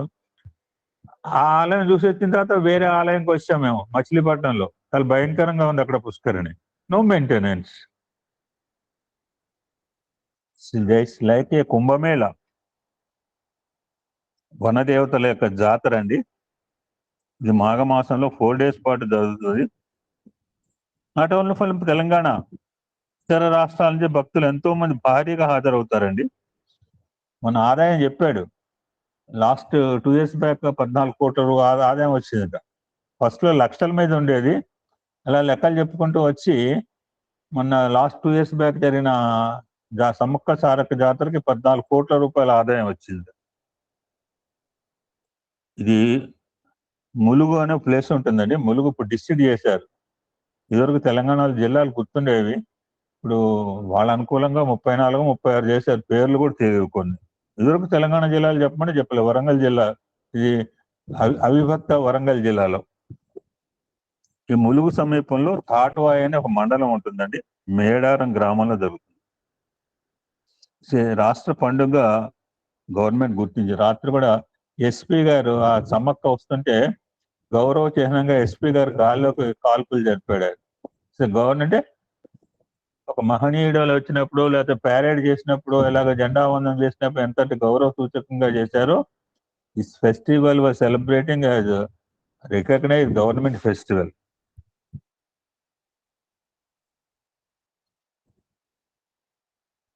మన భారతదేశంలో కుంభమేళ తర్వాత అత్యధికంగా భక్తుల జాతర ఇదే అంటున్నారు. వాళ్ళు గిరిజనుల యొక్క ఆరాధ్య దేవతలు. ఎవరైతే ఆపదలో ఉన్నవారిని ఆదుకుని కష్టాలు తీర్చే దైవాలుగా పేరెక్కిన వారు సమ్మక్క సారలమ్మలు. ఇప్పుడు నాట్ ఓన్లీ హియర్, చాలా తెలంగాణ ప్రభుత్వం ఏం చేసిందంటే, ఇప్పుడు మేము రామకృష్ణపూర్లో ఉన్నప్పుడు మాకు దగ్గరలో కూడా ఇలాగనే సమ్మక్క సారల జాతర చేసేవాళ్ళు. కొంతమంది అయినా రష్ తగ్గించడానికి. ఇప్పుడు శబరిమల దేవాలయాలు ఉన్నాయి, ఒకటేనా శబరిమల? మొత్తం మన 2 రాష్ట్రాల్లో ఎన్నో శబరిమల, ఎన్నో అయ్యప్ప స్వామి దేవాలయాలు ఉన్నాయి. ఇప్పుడు విజయవాడ అయితే గొల్లపూడి దేవాలయం ఇటు. ఈ మేడారం జాత గిరిజన సాంప్రదాయ రీతిలో జరుగుతుంది. ఎక్కడెక్కడి నుంచి వచ్చి భక్తులు వచ్చి వనదేవతలు మొక్కులు చెల్లించుకుంటారు. అక్కడ చెల్లించే మొక్కు ఏంటంటే బంగారం. బంగారం అంటే గోల్డ్ కాదు, GOLD కాదు. ఇక్కడ బంగారం అంటే ఇక్కడ బెల్లం. నేను కాంటాలో కూర్చుని నా ఎత్తు బెల్లాన్ని చూసి అమ్మవారికి మొక్కుగా ఇచ్చి నేను ప్రసాదం తీసుకెళ్తాను. 13వ శతాబ్దంలో నేటి జగిత్యాల మండలం ప్రాంతంలోని పోలవాసను, అది విలేజ్ పేరు, దాన్ని పాలించే గిరిజన దొర మేడరాజు ఏకైక కుమార్తె సమ్మక్క. అతని మేనల్లుడైన మేడారం పాలకుడు ఈ సమ్మక్క గారి భర్త గారి పేరు పగిడిద్ది రాజు. అక్కడ నాలుగు గద్దెలు కనపడతాయండి. సమ్మక్క, సారక్క, గోవిందరాజు, పగిడిద్ది రాజు. పక్కన జంపన్న. ఇవి కూడా తెలుసుకుందాం పేర్లు. ఇప్పుడు సమ్మక్క యొక్క భర్త పేరు పగిడిద్ది రాజు. అట్లీస్ట్ కనీసం ఇప్పుడైనా తెలుసుకునే ప్రయత్నం చేద్దాం. వాళ్ళిద్దరికి వివాహం చేశారండి, మేనరికం. ఈ దంపతులకు సారలమ్మ, నాగులమ్మ, జంపన్న అనే ముగ్గురు సంతానం కలిగారు. ఈ జాతర పేరే సమ్మక్క సారమ్మ. అంటే ఈ సారలమ్మ ఎవరంటే సమ్మక్క కూతురు. అంటే మనకు బాగా పాపులర్ ఉంది సారలమ్మతో పాటు జంపన్న పేరు కూడా జంపన్న వాగు అనమాట. Actually it's not a Jampanna వాగు. చూద్దాం, విల్ ట్రై టు లెర్న్ ఎలా వచ్చింది పేరు. సారలమ్మ, నాగులమ్మ, జంపన్న అనే ముగ్గురు సంతానం కలిగారు. రాజుకి కాంక్ష ఏంటి? రాజ్య విస్తరణ. ఇప్పుడు ఈ ధర్మరాజు చేయలేదా రాజసూయ యాగం? ఇప్పుడు రామచంద్రమూర్తి చేయలేదా అశ్వమేధ యాగం? అంటే ఇది రాజ్య విస్తరణ కాంక్షతో ఆ కాకతీయ ప్రభు మొదటి ప్రతాపరుద్రుడు ఈ పొలవాసపై దండెత్తాడు. ఆయన దాటికి తట్టుకోలేక మేడరాజు మేడారం పారిపోయి అజ్ఞాతవాసం గడుపుతుండేవాడు. ఆ మేడారం పాలించే కోయరాజు పగిడిద్ది రాజు. ఈ కాకతీయుల రాజులకు సామంతులుగా ఉంటూ కరువు కాటక పరిస్థితుల కారణంగా కప్పం కట్టగలేకపోయారు. సామంత రాజులే మనం కూడా విన్నాం చాలా మంది. ఎందుకంటే వాళ్ళని వ్యతిరేక వేయలేదు. Cannot attack them. వాళ్ళకున్న సైన్యంతో మన చేయలేదు. సో మనం వాటి సరెండర్ దెమ్. వాళ్ళకి అనుకూలంగా ఉండి మనం ఏదో శిస్తులు కడుతూ ఉండి వాళ్ళకి అప్పచెప్పుండో మనం కూడా చూసాం. ఇప్పుడు బ్రిటిష్ పాలనలో చూసాం. వాళ్ళకు తొత్తులైన వాళ్ళు కూడా ఉన్నారు. మన వాళ్ళు అయింది, వాళ్ళకి తొత్తులై ఉంది, మన మీద ఉసిగొల్పిన వాళ్ళు కూడా చూసాము చాలా మంది. అన్ని రకాల కేటగిరీస్ ఉన్నాయి మన దగ్గర రాజరికంలో. ఎప్పుడైతే ఈయన కప్పం అంటే కరువు కాటక మన చేతిలో ఉంది. వర్షం పడితే అన్ని వర్షాలు పడకపోవచ్చు. పంటలు పడినప్పుడు శిస్తులు ఎలా కడతారు? కట్టలేకపోయి కప్పం కట్టలేకపోయాడు. కప్పం కట్టకపోవటం, ఈ మేడరాజుకు ఆశ్రయం కల్పించటం, రాజ్యాధికారాన్ని ధిక్కరిస్తున్నాడనే కారణంతో పగిడిద్ది రాజుపై దండెత్తాడు ఆ యొక్క ప్రతాపరుద్రుడు. పగిడిద్ది రాజు, సమ్మక్క, సారక్క, నాగమ్మ, జంపన్న, గోవిందరాజు 5 పేర్లు అండి. ఇవన్నీ ఒక ఫ్యామిలీ అనమాట. సమ్మక్క హస్బెండ్ పగిడిద్ది రాజు, సారక్క హస్బెండ్ గోవిందరాజు. ఈ Sarakka sister and brother Nagamma and Jampanna. ఈ 6 are one ఫ్యామిలీ. వీళ్ళు వేరువేరు ప్రాంతాల నుంచి వీరోచితంగా పోరాటం చేశారు. కానీ ఆ అపార కాకతీయ సేనల దాటికి తట్టుకోలేక మేడరాజు, పగిడిద్ది రాజు, సారలమ్మ, నాగులమ్మ, గోవిందరాజు యుద్ధంలో మరణించారు. పరాజయ వార్త విన్న జంపన్న అవమానాన్ని తట్టుకోలేక అక్కడ ఒక వాగు ఉండేది. వాగు పేరు సంపెంగ వాగు, సంపెంగ చెట్టు. సంపెంగ వాగులో దూకి సూసైడ్ చేసుకున్నాడు. అప్పటి నుంచి ఆ సంపెంగ వాగుకు జంపన్న వాగుగా పేరు ప్రతిష్టలు వచ్చినాయి. ఇక మిగిలింది సమ్మక్క. ఆ యొక్క ఝాన్సీ నారాయణ ఎలా అయితే ప్రతాపరుద్రులు ఎలాగా అయితే ఎంతో మంది శ్రీమూర్తులు వీరమరణం చెందిన వాళ్ళు ఉన్నారు. దేశభక్తిని చూపించిన మా శ్రీమూర్తులు. ఇక్కడ సమ్మక్క కూడా యుద్ధభూమిలో కాకతీయుల సైన్యాన్ని ఎదుర్కొంటుంది. వీరోచితంగా పోరాటం సాగిస్తూ ఎంత నైపుణ్యం యుద్ధం చేస్తున్నప్పటికీ ఇప్పుడు అల్లూరి సీతారామరాజు ఏమయ్యాడు మనకు తెలిసింది. సినిమాను చూసాం. బ్రిటిష్ సామ్రాజ్యం ముందు ఏం చేశాడు? వీళ్ళ దగ్గర ఉన్నాయి బాణాలు, ఉన్నాయి కత్తులు, డాళ్ళు. ఎంతవరకు పనిచేస్తాయి వాళ్ళ దగ్గర ఫిరంగుల ముందు? అటువంటి పరిస్థితి చివరికి శత్రువుల చేతిలో దెబ్బతిన్నది సమ్మక్క. ఇప్పుడు ఈ సమ్మక్క ఉండే ప్లేస్ మేడారంకి 2 kilometers అండి. చిలకలగుట్ట అని రాత్రి అక్కడి నుంచే వచ్చింది అనమాట. ఆ చిలకలగుట్ట ప్రాంతంలో కీకారణ్యం, అందులో ఎక్కడో ఉంటుంది ఒక అజ్ఞాత రూపంలో అమ్మవారిగా ఆ రక్తపు దారాలతోనే యుద్ధ భూమి నుంచి చిలకలగుట్ట వైపు వెళ్తూ మార్గ మధ్యంలోనే అదృశ్యమైంది. ఆ సమ్మక్కను వెతుక్కుంటూ వెళ్ళిన అనుచరులకు ఆమె జాడ కనిపించలేదు. కానీ ఆ ప్రాంతంలో ఒక పుట్ట దగ్గర పసుపు కుంకుమలు గల ఒక భరిణ ఇప్పుడు రాత్రి తీసుకొచ్చింది సమ్మక్క గద్దె ప్రవేశం అనమాట. ఇంత ముందు రోజు బుధవారం రోజు సారలమ్మ, ఈ పగిడిద్ది రాజు, గోవింద, మిగిలిన ఫ్యామిలీస్ వచ్చారు. ఫైనల్ లో ఏంటంటే రాత్రి సమ్మక్క గారు ఆ యొక్క గద్దెకి చేరుకున్నారు. ఈ రోజు మొక్కులు చేసుకుంటారు, రేపు మళ్ళీ దేవతలు రేపు వనప్రవేశంతో జాతర అయిపోతుంది శనివారం నాడు. దాని సమ్మక్క ఆ యొక్క భరిణని సమ్మక్కగా భావించి అప్పటి నుంచి ప్రతి 2 ఏళ్ళకి ఒకసారి మాఘశుద్ధ పౌర్ణమి రోజున సమ్మక్క జాతరను అత్యంత భక్తి శ్రద్ధలతో జరుపుకోవడం ఆనవాయితీ అండి. ఇక్కడ కూడా ట్రెడిషనల్ పూజారులు అనమాట. తిరుపతిలో లాగానే గిరిజనులే పూజారులు కావడం జాతర ప్రత్యేకత. తమ కోరికలు తీర్చమని భక్తులు అమ్మ వాళ్ళకు బంగారం నైవేద్యంగా సమర్పించి ఇక్కడ బెల్లాన్ని బంగారంగా వ్యవహరిస్తారు. నాట్ ఓన్లీ ట్రైబల్స్, మీరు చూడండి ఎడ్యుకేటెడ్ పర్సన్స్ కూడా వెళ్తారండి. తెలిసి వీడియోలో చూస్తే ట్రైబల్సే కాదు, గిరిజనులే కాదు, లేకపోతే చదువు సంధ్యాలే కాదు, ఫుల్లీ ఎడ్యుకేటెడ్ పర్సన్స్ కూడా అక్కడికి వెళ్ళి దర్శించుకోవటం ఆనవాయితీ అనమాట. కేవలం గిరిజనులే కాకుండా అన్ని వర్గాల వారు కూడా ఈ జాతరలో పాల్గొంటూ ఉంటుంటారు. సుమారు 900 ఇయర్స్ చరిత్ర కలిగిన ఈ జాతరకు 1940 సంవత్సరం వరకు చిలకలగుట్టపై గిరిజనులు మాత్రమే జరుపుతారు. చిలకలగుట్ట అంటే the location where Sammakka was disappeared. వాళ్ళకి చిక్కకుండా అదృశ్యమైన ప్రదేశం చిలకలగుట్ట, 2 కిలోమీటర్స్ ఫ్రమ్ మేడారం. ఆ గుట్టపై గిరిజనులు మాత్రమే జరుపుకునేవారు. కానీ 1940 తర్వాత తెలంగాణ ప్రజలంతా కలిసి జరుపుకుంటున్నారు. ఎవ్రీ ఇయర్ జనం పెరుగుతూనే ఉన్నారు. సో ఆ పైన చిలకలగుట్ట అంటే ఇన్ హిల్ లొకేషన్ అనమాట. సో అక్కడ ప్లేస్ లేదని చెప్పి ఒక ఓపెన్ ప్లేస్ లో మైదానంలో జరుపుకోవడం ఒక ఆనవాయితీగా అయిపోయింది. ఆ అమ్మవార్లకు చిహ్నంగా గద్దెలు ఏర్పాటు చేశారు. ఆ గద్దెలపైకి జాతర రోజు అమ్మవార్లు ప్రతిరూపాలుగా ఉన్న కుంకుమబరిని తీసుకొస్తారు. ఫైనల్ గా ఈ 2 ఏళ్ళకి ఒకసారి జరిగే జాతరలో కేవలం కామన్ పీపులే కాదు, అధికారులు, ప్రజాప్రతినిధులు, పాలకులు కూడా పాల్గొని దే హ్యావ్ దర్శన్ ఆఫ్ వన దేవతాస్ అండ్ రిసీవ్ ద బ్లెస్సింగ్స్. అమ్మవారిని దర్శించుకుని వారి యొక్క ఆశీస్సులు పొందడం ఆనవాయితీ అండి. Today the third day, you can see the live telecast. Media చాలా బాగా కవర్ చేస్తుంది. ఇక రామాయణంలోని పాత్రలతో రామస్వామి వారు నాట్ ఓన్లీ రామాయణం, ఇక్కడ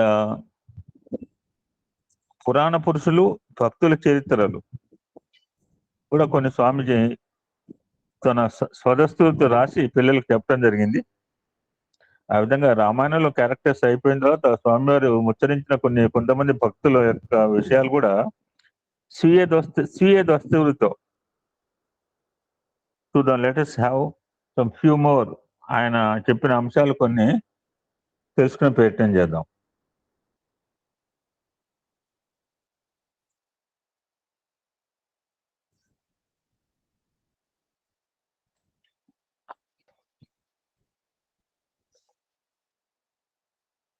Swami narrates about Samartha Ramadas now.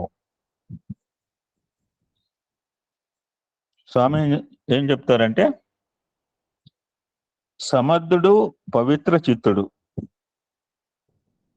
సహన ప్రేమలు అతని స్వభావములు, రామనామమే అతని ఆహారం, పట్టణములు వదలి నట్టడవులలో హృదయనాదమున తన భావగానములు లీనము చేసి రామును కీర్తించేవాడు. ఇతడు ఛత్రపతి శివాజీకి గురువు. రామదాసు యొక్క మార్గదర్శకత్వాన్ని ప్రోత్సాహాన్ని అనుసరించే రాజ్యాన్ని సంపాదించాను.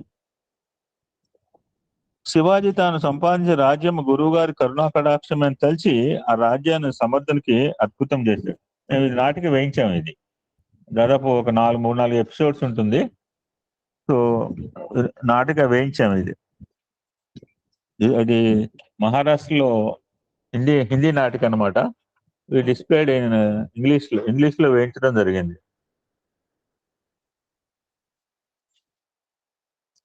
సమర్థుడు త్యాగ పురుషుడు అవుతే అందుకు సమ్మతించలేదు. శివాజీ చేసేది లేక కాషాయ వర్ణం గల గుడ్డను తన విజయ పతాకంగా అంగీకరించి సన్యాసం తెలుపు గుర్తును తన జెండాగా భావించి గురువు గారి రుణము నుంచి విముక్తిని చేయమని ప్రార్థించగా ఆ రామదాసు శివాజీకి రాజనీతులు బోధించి ప్రజాక్షేమమే తన రాజు సౌభాగ్యమని, ధర్మరక్షణే ప్రభువు కర్తవ్య కర్మ అని ఉపదేశించను. ఇతడు రామకథా చరితాన్ని శివాజీకి నీతిగా బోధించాడు. దిస్ ఇస్ స్వామి స్వదస్తుతో రాసిన మాటలండి. ఇక సముద్ర రామదాస్ గురించి కొన్ని విషయాలు ఈరోజు ముచ్చరించే ప్రయత్నం చేద్దాం. కంప్లీట్ కాకపోతే విల్ కంటిన్యూ టుమారో.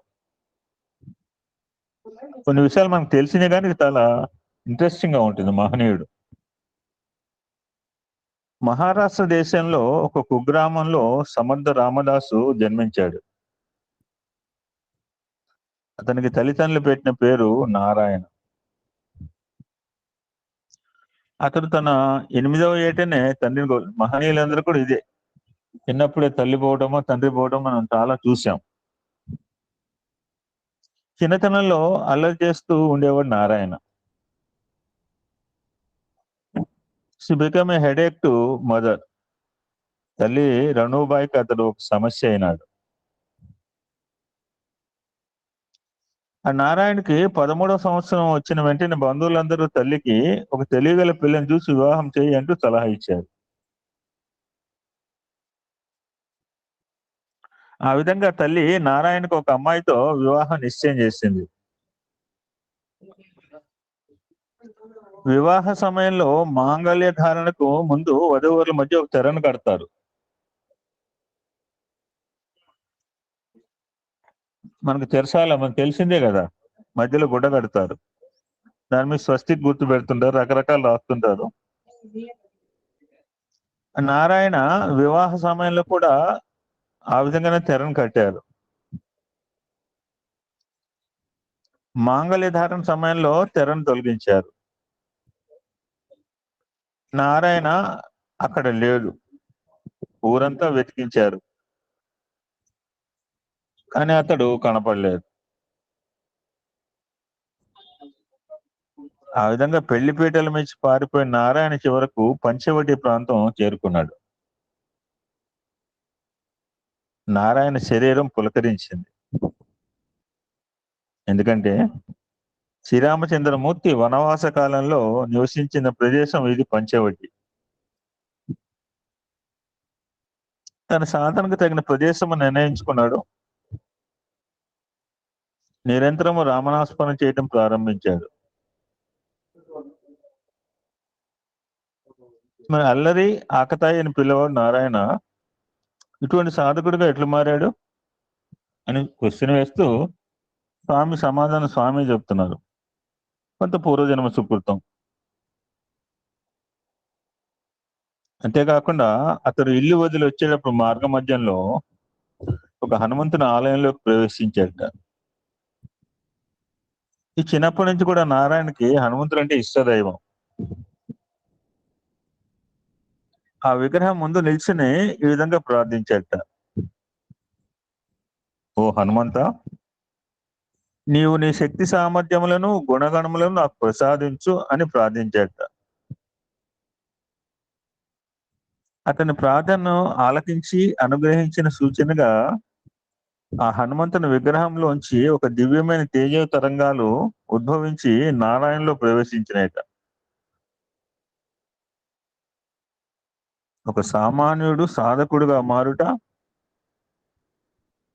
ఆ సాధకులకు సాక్షాత్కారం కలుగుట, ఇవన్నీ మనం ఇటు చాలా చూసాం. ఇప్పటికి అలాంటి వారికి దైవ seen so many persons like this in our prolonged సత్సంగ.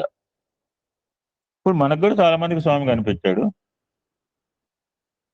సామాన్యుడు సాధకుడుగా మారట, సాధకులు సాక్షాత్కారం కలుగుట దైవ నిర్ణయం ప్రకారం జరుగుతాయి. అటువంటి పంచవటిలో 12 సంవత్సరాలు తన సాధన కొనసాగించాట.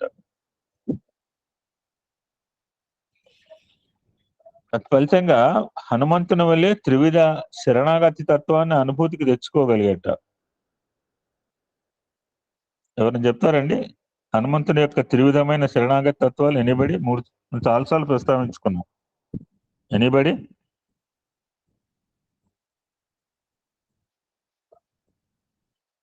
హనుమంతుడు చెప్పిన మాటలు 3 రకాల శరణాగతి అయ్యాడు రాముడికి. యాక్చువల్లీ చెప్పకపోయినా కాంటెస్ట్ అని చెప్పొచ్చు.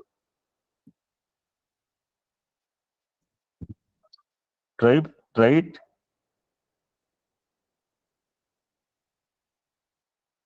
మనం 3-4 సార్లు ప్రస్తావన చేసాం ఇది. ఓకే. హనుమంతుడు అంటాడు రాముడితో, ఓ రామా, దేహరీత్యా నువ్వు ప్రభువు, నేను దాసుని. ఇప్పుడు రాసుకోండి ఈసారైనా, ఎప్పుడైనా ఈసారి అడిగితే చెప్పొచ్చు మీరు. ఇది ద్వైతము, విశిష్టాద్వైతం, అద్వైతం. బుద్ధం శరణం గచ్చామి, సంఘం శరణం గచ్చామి. I'm the son of God, I'm the messenger of God, I'm God. నేను కాంతిలో ఉన్నాను, నేనే కాంతిని అన్నాడు చివరిగా. చాలా రకాల థియరీస్ ఉన్నాయి. అన్నిటికీ ఒకటే ఆన్సర్ ఇది. 3 రకాల శరణాగతి తత్వం. ఫస్ట్ ఏంటంటే, ఓ రామ, దేహరీత్యా భావిస్తే నువ్వు ప్రభువు అయ్యా, నేను దాసుడను. దేహం ఒకటే కాదు కదా, మనస్సు ఉంది. మనోరీత్యా నువ్వు బింబము, నేను ప్రతిబింబము. దేహము, మనస్సు, అంతేకాకుండా ఇంకొకటి ఉంది కదా అందరిలో, ఆత్మరీత్యా నీవే నేను, నేనే నీవు. దేహరీత్యా నువ్వు ప్రభువు, నేను దాసుడిని, ఫస్ట్ కాన్సెప్ట్. మనోరీత్యా నువ్వు బింబము, నేను ప్రతిబింబం, సెకండ్ కాన్సెప్ట్. ఆత్మరీత్యా నీవే నేను, స్వామి కూడా you are mine, I am yours. హనుమంతుని వలె ఈ నారాయణుడు కూడా రామదాసుగా మారదలుచుకున్నాడు.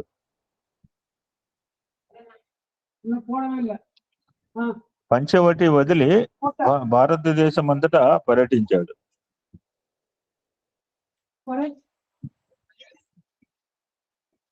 అప్పుడు మన దేశం విదేశీయుల పరిపాలనలో ఉండినది.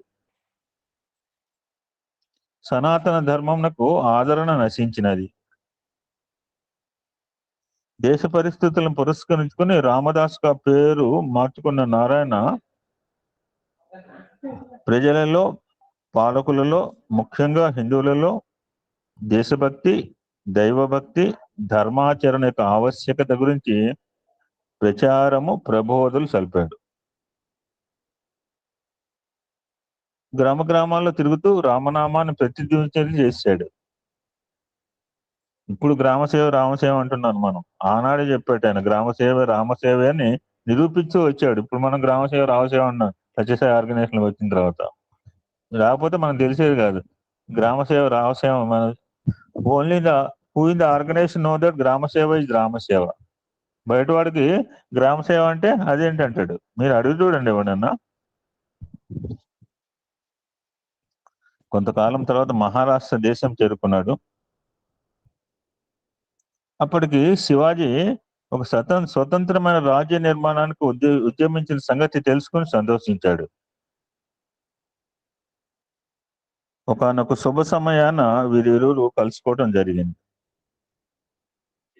ఏ విధంగా అయితే రామకృష్ణ పరమహంస మహనీయులందరూ అలానే కలుసుకుంటాడు. గురువు శిష్యుడి గురించి చూస్తుంటాడు, శిష్యుడు ఎత్తుక్కుంటూ పోతాడు గురువుని. దొరుకుతారు చాలా మందికి. రామచంద్రమూర్తికి వశిష్ఠులాగా, వీళ్ళకి గర్గుడిలాగా, వీళ్ళకి. అంత పూర్వం తుకారాం శివాజీతో అన్నట్ట, ఏమని, నీకు గురువు సమర్థ రామదాసు అని చెప్పి ఉన్న సంగతి శివాజీకి గుర్తు వచ్చిందిట.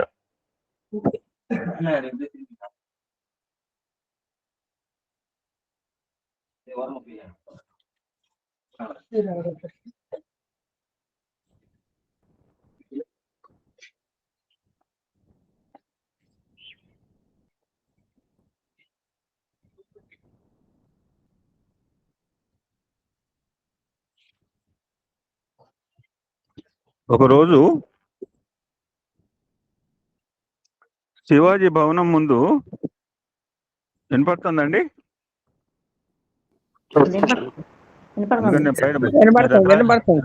రకరకాల ప్లేసులు తిరుగుతున్నాను పైన.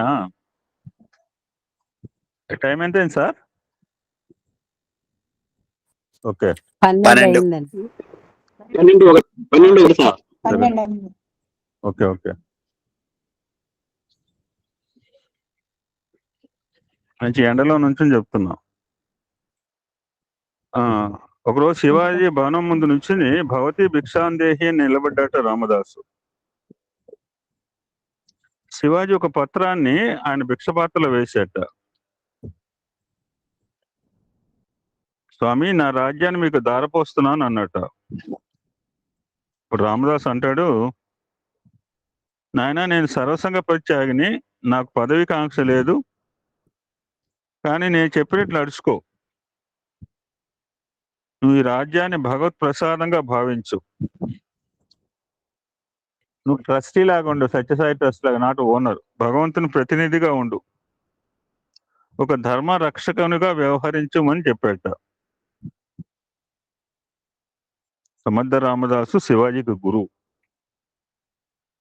తనకు విద్యాబుద్ధులు ప్రసాదించి రాజ్యపాలనా విధానంలో కూడా ధర్మ సూక్ష్మాలను బోధించే గురువైన రామదాసును అచంచల భక్తి విశ్వాసంతో పూజించేవాట.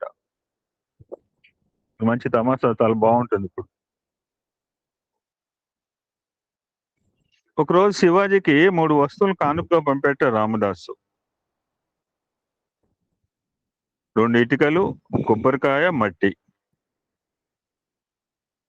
వీటిని పంపడంలో భావం ఏంటి అంటున్నారు స్వామి. మరి కొబ్బరికాయని ఎందుకు కోరుకుంటాము? తీయని తెల్లది కొబ్బరిని అనుభవించడానికి. ఇది సాత్విక గుణానికి ప్రతీక. రాజ్యం అతని చేతుల్లో ఉన్నది అంటే అతను శుద్ధమైన సాత్విక తత్వంతో, సాత్వికంలో కూడా మలిన సాత్వికం ఉంటుంది, ఉండే అవకాశం కూడా ఉంటుంది. అందుకే శుద్ధ సాత్వికం అన్నాడు. శుద్ధ సాత్విక తత్వంతో ఆచరణాత్మకంగా ప్రవర్తిస్తూ పాలించాలి అని కొబ్బరికాయ. ప్రజల్లో కూడా ఆత్మతత్వాన్ని అలవర్చాలి. ఇటుకంటే ఇల్లు నిర్మిస్తాము. ఇల్లు ఏ విధంగా గృహస్థులకు రక్షణ ఇస్తుందో రాజైన వాడు ప్రజలకు ఆ విధంగా రక్షణ ఇవ్వాలి. మట్టి మనల్ని కన్న భూమి అయిన భారత భూమిని గుర్తు చేస్తుంది. ఈ విధంగా రామదాసు శివాజీకి తన కర్తవ్యాన్ని బోధించాడు 3 ఆర్టికల్స్ పంపిస్తూ. సరే, ఇంతవరకు బాగానే ఉందండి.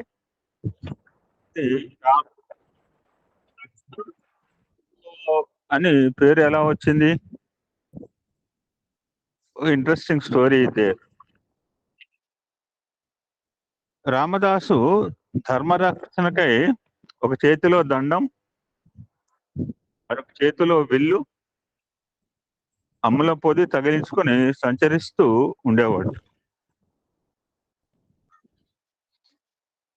గోదావరి నది తీరంలో ఈ రూపంలో తిరుగుతూ ఉన్నప్పుడు కొందరు పండితులు అతన్ని, సీతాదేవి అడిగింది రాముని, ఏమడిగిందండి? నీ దగ్గర 3 క్యారెక్టర్స్ బాగున్నాయి, 2 నచ్చాయి, కానీ 3 నాకు అర్థం కాలేదండి. వాడు జంగల్కి వచ్చి నీకు సాధు సంపత్తుల దగ్గర నీకు విల్లు బాణాలు దేనికి అంది, గుర్తుందా? అందుకదండి Sitadevi, what is necessity of బాణాలు ఇక్కడ? ఈ గోదావరి నదీ తీరంలో ఈ రూపంలో తిరుగుతున్నప్పుడు కొందరు పండితులు అతన్ని, అయ్యా నువ్వు సాధువు వల్ల కనిపిస్తున్నావు, మరి చేతుల ఆయుధాలు ఏమిటి? నువ్వు పోయేవాడివా సాధువా అని ప్రశ్నించాడు. అందుకు రామదాసు, నేను రామదాసును, ధర్మరక్షణ కొరకు అవసరమైతే ఆయుధాలను ప్రయోగిస్తాను అన్నాడు. అప్పుడు పండితులు అంటే అంత దంత వేదాంతులు, పండితులు అన్నప్పుడల్లా గుర్తుపెట్టింది దంత వేదాంతులే.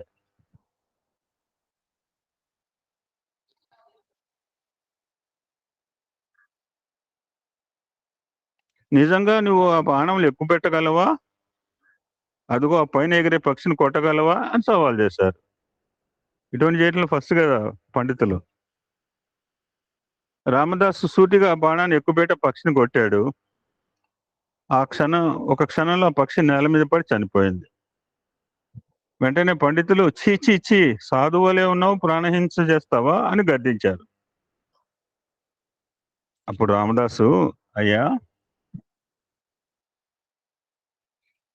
మీరే కదా కొట్టమన్నారు అన్నాడు. అప్పుడు పండితులు బాగా తెలివి ఎక్కువ వాళ్ళు అనమాట. ఓహో, అయితే మేము గడ్డి తినమంటే తింటావా నీవు? నీకు సొంత ఆలోచన లేదా అని పరిహాసం చేశారు. ఇంకా ప్రాయశ్చిత్తం చేసుకుంటే కానీ పాపం పోదు. వశిష్ఠుల వారిని కూడా వాళ్ళు ఆ, చచ్చిపోయిన ఆవును పెట్టి వీళ్ళు ముట్టుకుంటే ఇటువంటి వేషాలు చాలా మంది వేశారు. అప్పుడు పండితులు చెప్పినట్లు ప్రాయశ్చిత్తం చేసుకుని నా పాపం పోయినట్లేనా అని రామదాసు వారిని అడిగాడు.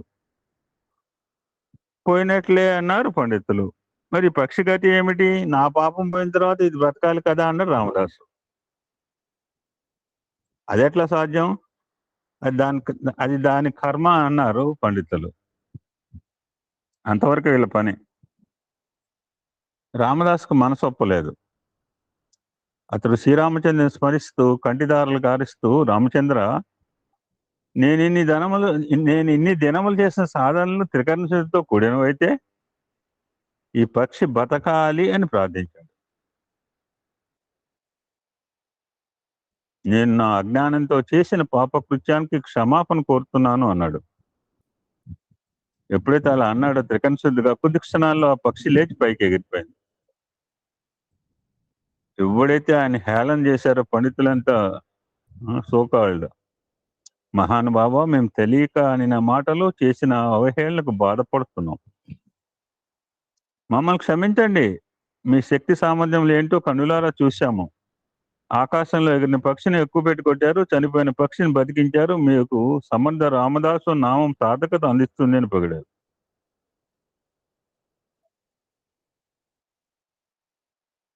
కానీ సమర్థ రామదాసు పొగడ్తలకు పొంగక తెగడ్తలు కొంగక తన ధర్మకాన్ని దీక్షతో సాగించాడు.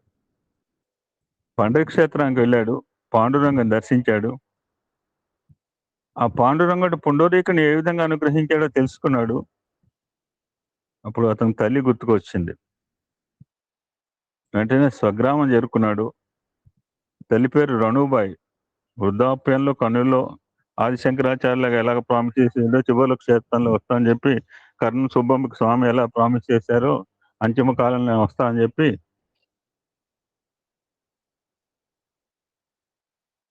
వృద్ధాప్యంలో కనుల్లో ప్రాణం పెట్టుకుని తన కుమారుని తలుసుకుంటున్నది. అతని రాకతో ఆమె తన జన్మ తరించిందని భావించింది. తన కుమారుడు నారాయణే సమర్థ రామదాస్ అనే మహాభక్తుని తెలుసుకుని ఆనందంతో పొంగిపోయింది. కొన్ని దినాలు తల్లి వద్ద ఉండి ఆమె మరణానంతరం ఆమెకి దహన సంస్కారం చేసి మరలా తన ధర్మ కార్యక్రమం ప్రారంభించాడు. ఆ విధంగా రామదాస్ యొక్క ప్రబోధల వలన, శివాజీ పరిపాలన వలన భారతదేశంలో ధర్మ జీవనం కొంతవరకు నెలకొనడం జరిగింది. ఈయన 3 రకాల అభిమానాలు ప్రకటించాట: దేశాభిమానము, దేహాభిమానము, ధర్మాభిమానం. తను ప్రకటించి ఆచరించి ఆచరింపజేసి, చూడండి, ప్రకటించి ఆచరించి, స్వామి గారికి మై లైఫ్ ఈజ్ మెసేజ్ చెప్పలేదు, అన్నీ ఆయన చేసి చూపించాడు. మనం ఏం చేయమల్లా, ఆయన చేసిన తర్వాత మనం చేయడానికి మనకేం బాధ? ఆయన ఎన్నో సేవలు చేశాడు, మన సేవ చేయమంటున్నాడు. సో ప్రకటించి ఆచరించి చేసి యావత్ భారతానికి ఒక ఆదర్శప్రాయంగా నిలిచాడు సమర్థ రామదాస్.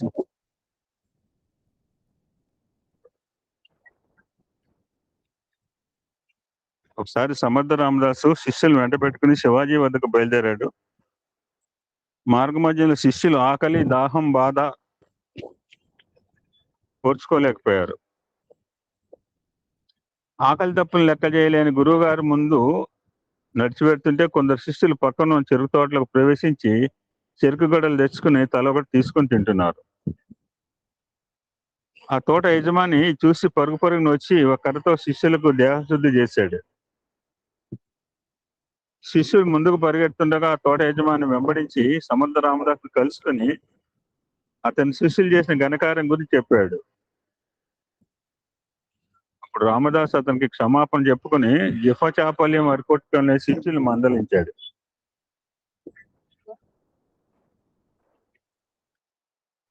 గురు శిష్యులు రాజభవనం చేరారు. శివాజీ ఎదురేకి గురువులకు పాదాభివందనం చేసి స్వాగతం చెప్పాడు.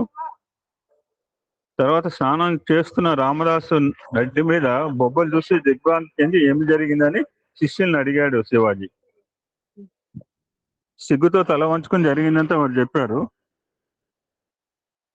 శిష్యులు తిన్న దెబ్బ బాధను మహానుభావుడు తన దేహం మీద స్వీకరించినట్లు. నేను చిన్నప్పుడు చెప్తుంటాను, ఎక్కడైనా first time Bala Vikas open చేసినప్పుడు ఆ వినాయకుడు పిల్లి పాలు తాగటం, కొట్టకపోతే పిల్లిని కొట్టడం, ఆ పిల్లి డబ్బులు పారసి ఆ కథ చెప్తుంటారు. ఎప్పుడైనా first day of Bala Vikas ఎక్కడైనా స్టార్ట్ చేస్తే ఆ కథ చెప్తుంటాను గత 35 సంవత్సరాలు బట్టి. అది కథ ఎవరు తెలుసండి? పార్వతి పిల్లిని కొడితే పార్వతి తగిలినట్టుగా హూ నోస్. కానీ ఈ మధ్యన జరిగింది సమర్థ రామదాస్. శిష్యులు తిన్న దెబ్బల బాధను మహానుభావుడు స్వామి కూడా పాము మీద కారెక్కిస్తే ఆయన ఈపు మీద టైరు బొమ్మలు, టైరు ముద్దలు చూసాము. శిష్యులు తిన్న దెబ్బల బాధను మహానుభావుడు తన దేహం మీద స్వీకరించిన గ్రహించి వెంటనే తోట యజమాని పిలిపించి, స్వామి మేము ఇంత దారుణంగా హింసించిన దుర్మార్గుడికి ఏ శిక్ష విధించమంటారు అని అడిగాడు శివాజీ. యజమాని గడగడ వణుకుతున్నాడు. అప్పుడు శాంత స్వభావుడే రామదాసు, నాయన, నేరం చేసింది నా శిష్యులు. ఇంద్రియ నిగ్రహం లేని వీరు తోట యజమాని అనుమతి లేకుండా ఆ చెరుకులు తీసుకోవడం అపరాధం. అందుకు మనం ఆ యజమానికి నష్టపరిహారం చెల్లించాలి. అందుచేత అతని తోటపై ఈ ఏటికి పన్ను రద్దు చేయన్నాడు. ఒకానొక సమయంలో శివాజీ సమర్థ రామదాసునకు కొంత ధనము, కొన్ని వస్తువులు, ఆభరణాలు పంపించాడు. ఇతను నిరంతరము దాన ధర్మములందు కాలం గడిపేవాడు, పవిత్రమైన త్యాగం పుణ్య వ్యక్తి. అతను చాలా బీదవాడు, సర్వసంగ పరిత్యాగి. అలాంటి వ్యక్తి మంచి కార్యం చేస్తున్నాడని శివాజీ ఆనందించాడు.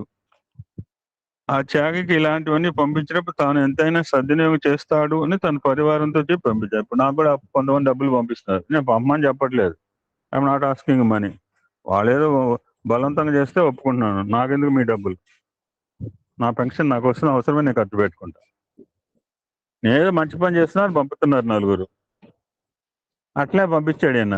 వీరంతా పల్లకిల్లో తీసుకుని వెళ్ళి అతని ఇంటి ముందు ఉంచారు. అవన్నీ సామానంతా ఇంట్లో ఉంచారు. రామదాసు నది నుంచి స్నానం చేసి ఇంటికి వచ్చాడు. అక్కడున్న శివాజీ పరివారం చూశాడు. ఎవరండి మీరు? ఎందుకోసమే వచ్చారు? ఈ మాటలు గుర్తుపెట్టుకోండి. మా ఇంటిలో ఉండేది ఇద్దరమే, మేమిద్దరం ఆనందంగా ఉన్నాము. నలుగురు మోసుకుపోయే వాహనం ఇక్కడ ఎందుకు తెచ్చారు అన్నాడు. నలుగురు మోసుకుపోయే వాహనం అంటే శ్మశానం తీసుకుపోయేది. అప్పుడు వారు చేతులు జోడించుకొని, మహానుభావ, శివాజీ మహారాజ్ పంపినారు ఇక్కడికి. మీరు అనాథలుగా ఉండటం చేత, మీరు చేసే కార్యములు ఉత్తమంగా ఉండటం చేత దానికి తగిన సామాగ్రి అంతా ఇచ్చి రమ్మన్నారు. రామదాస్ పైకి చూశాడు, పక్కున నవ్వాడు. ఓ రామా, నీ అంతటి గొప్ప దేవుడే నాకు నాదుడు ఉండగా నేను అనాథని ఎట్లా అవుతాను? జగత్పతి అయిన భగవంతుడే నాకు పతిగా ఉండటం వల్ల నేను ఎట్లా అనాథన అవుతాను? సర్వులకు నీవే పతివి. ఒకడెవడైనా అనాథుడు ఉన్నాడు అని విచారణ చేసుకుంటే ఆ అనాథుడు నీవే. కారణం ఏమంటే నీకు ఇంకొక నాథుడు లేడు. సర్వ జగత్తుకు నీవే నాథుడు, నీవే జగన్నాథుడు, నీవే లోకనాథుడు, నీవే ప్రాణనాథుడు, నీవే దేహనాథుడు. సర్వములకు నాథుడై నీవు ఉన్నావు. నీకు ఇంకొక నాథుడు లేడు. కాబట్టి రామా, నీవే అనాథుడు. కనుక ఈ సామానంతా నీవే తీసుకుని పొమ్మన్నాడు. కొండలో రాతిపైన పుట్టిన వృక్షంనకు అక్కడ ఎవరైనా పాదు చేసి నీరు కట్టి ఎరువు పోసి పెంచారా? ఎవరు పెంచలేదే. దైవమే ఆ రాతిపైన పుట్టిన వృక్షాన్ని కూడాను అభివృద్ధి గావిస్తున్నాడు. పచ్చని చిలుకకు ఎర్రని మూతి పెట్టింది ఎవరు? దానికి ఎంత బాగా మ్యాచ్ అయింది. నెమలి యొక్క రంగులు ఎంత అందంగా ఉంటున్నాయి. ఆ రంగులు ఎవరు వేశారు? రాతిలో పుట్టిన కప్పుకు అక్కడైన ఆహారం ఎవరు అందిస్తున్నారు? ఇవన్నీ భగవంతుడు చేసేవి కావా? అంతా భగవంతుడి సృష్టి అంతయు సహజమైనది. ఇది మరొకరికి సాధ్యం కాదు అని స్వామి ఈ సమర్థ రామదాస్ గురించి ముగించడం జరిగింది. ఒక అద్భుతమైన ఇన్సిడెంట్ అండి. Episode, beautiful episode. నాకు కొన్ని విషయాల మీద నాటికేసినప్పుడు ఏదో ఇవి చూసాం కానీ ఇంత డీటెయిల్గా కొంతవరకనే ఆయన హిస్టరీ, ఆయన చరిత్ర తెలుసుకునే అదృష్టం మనకు కలిగిందండి.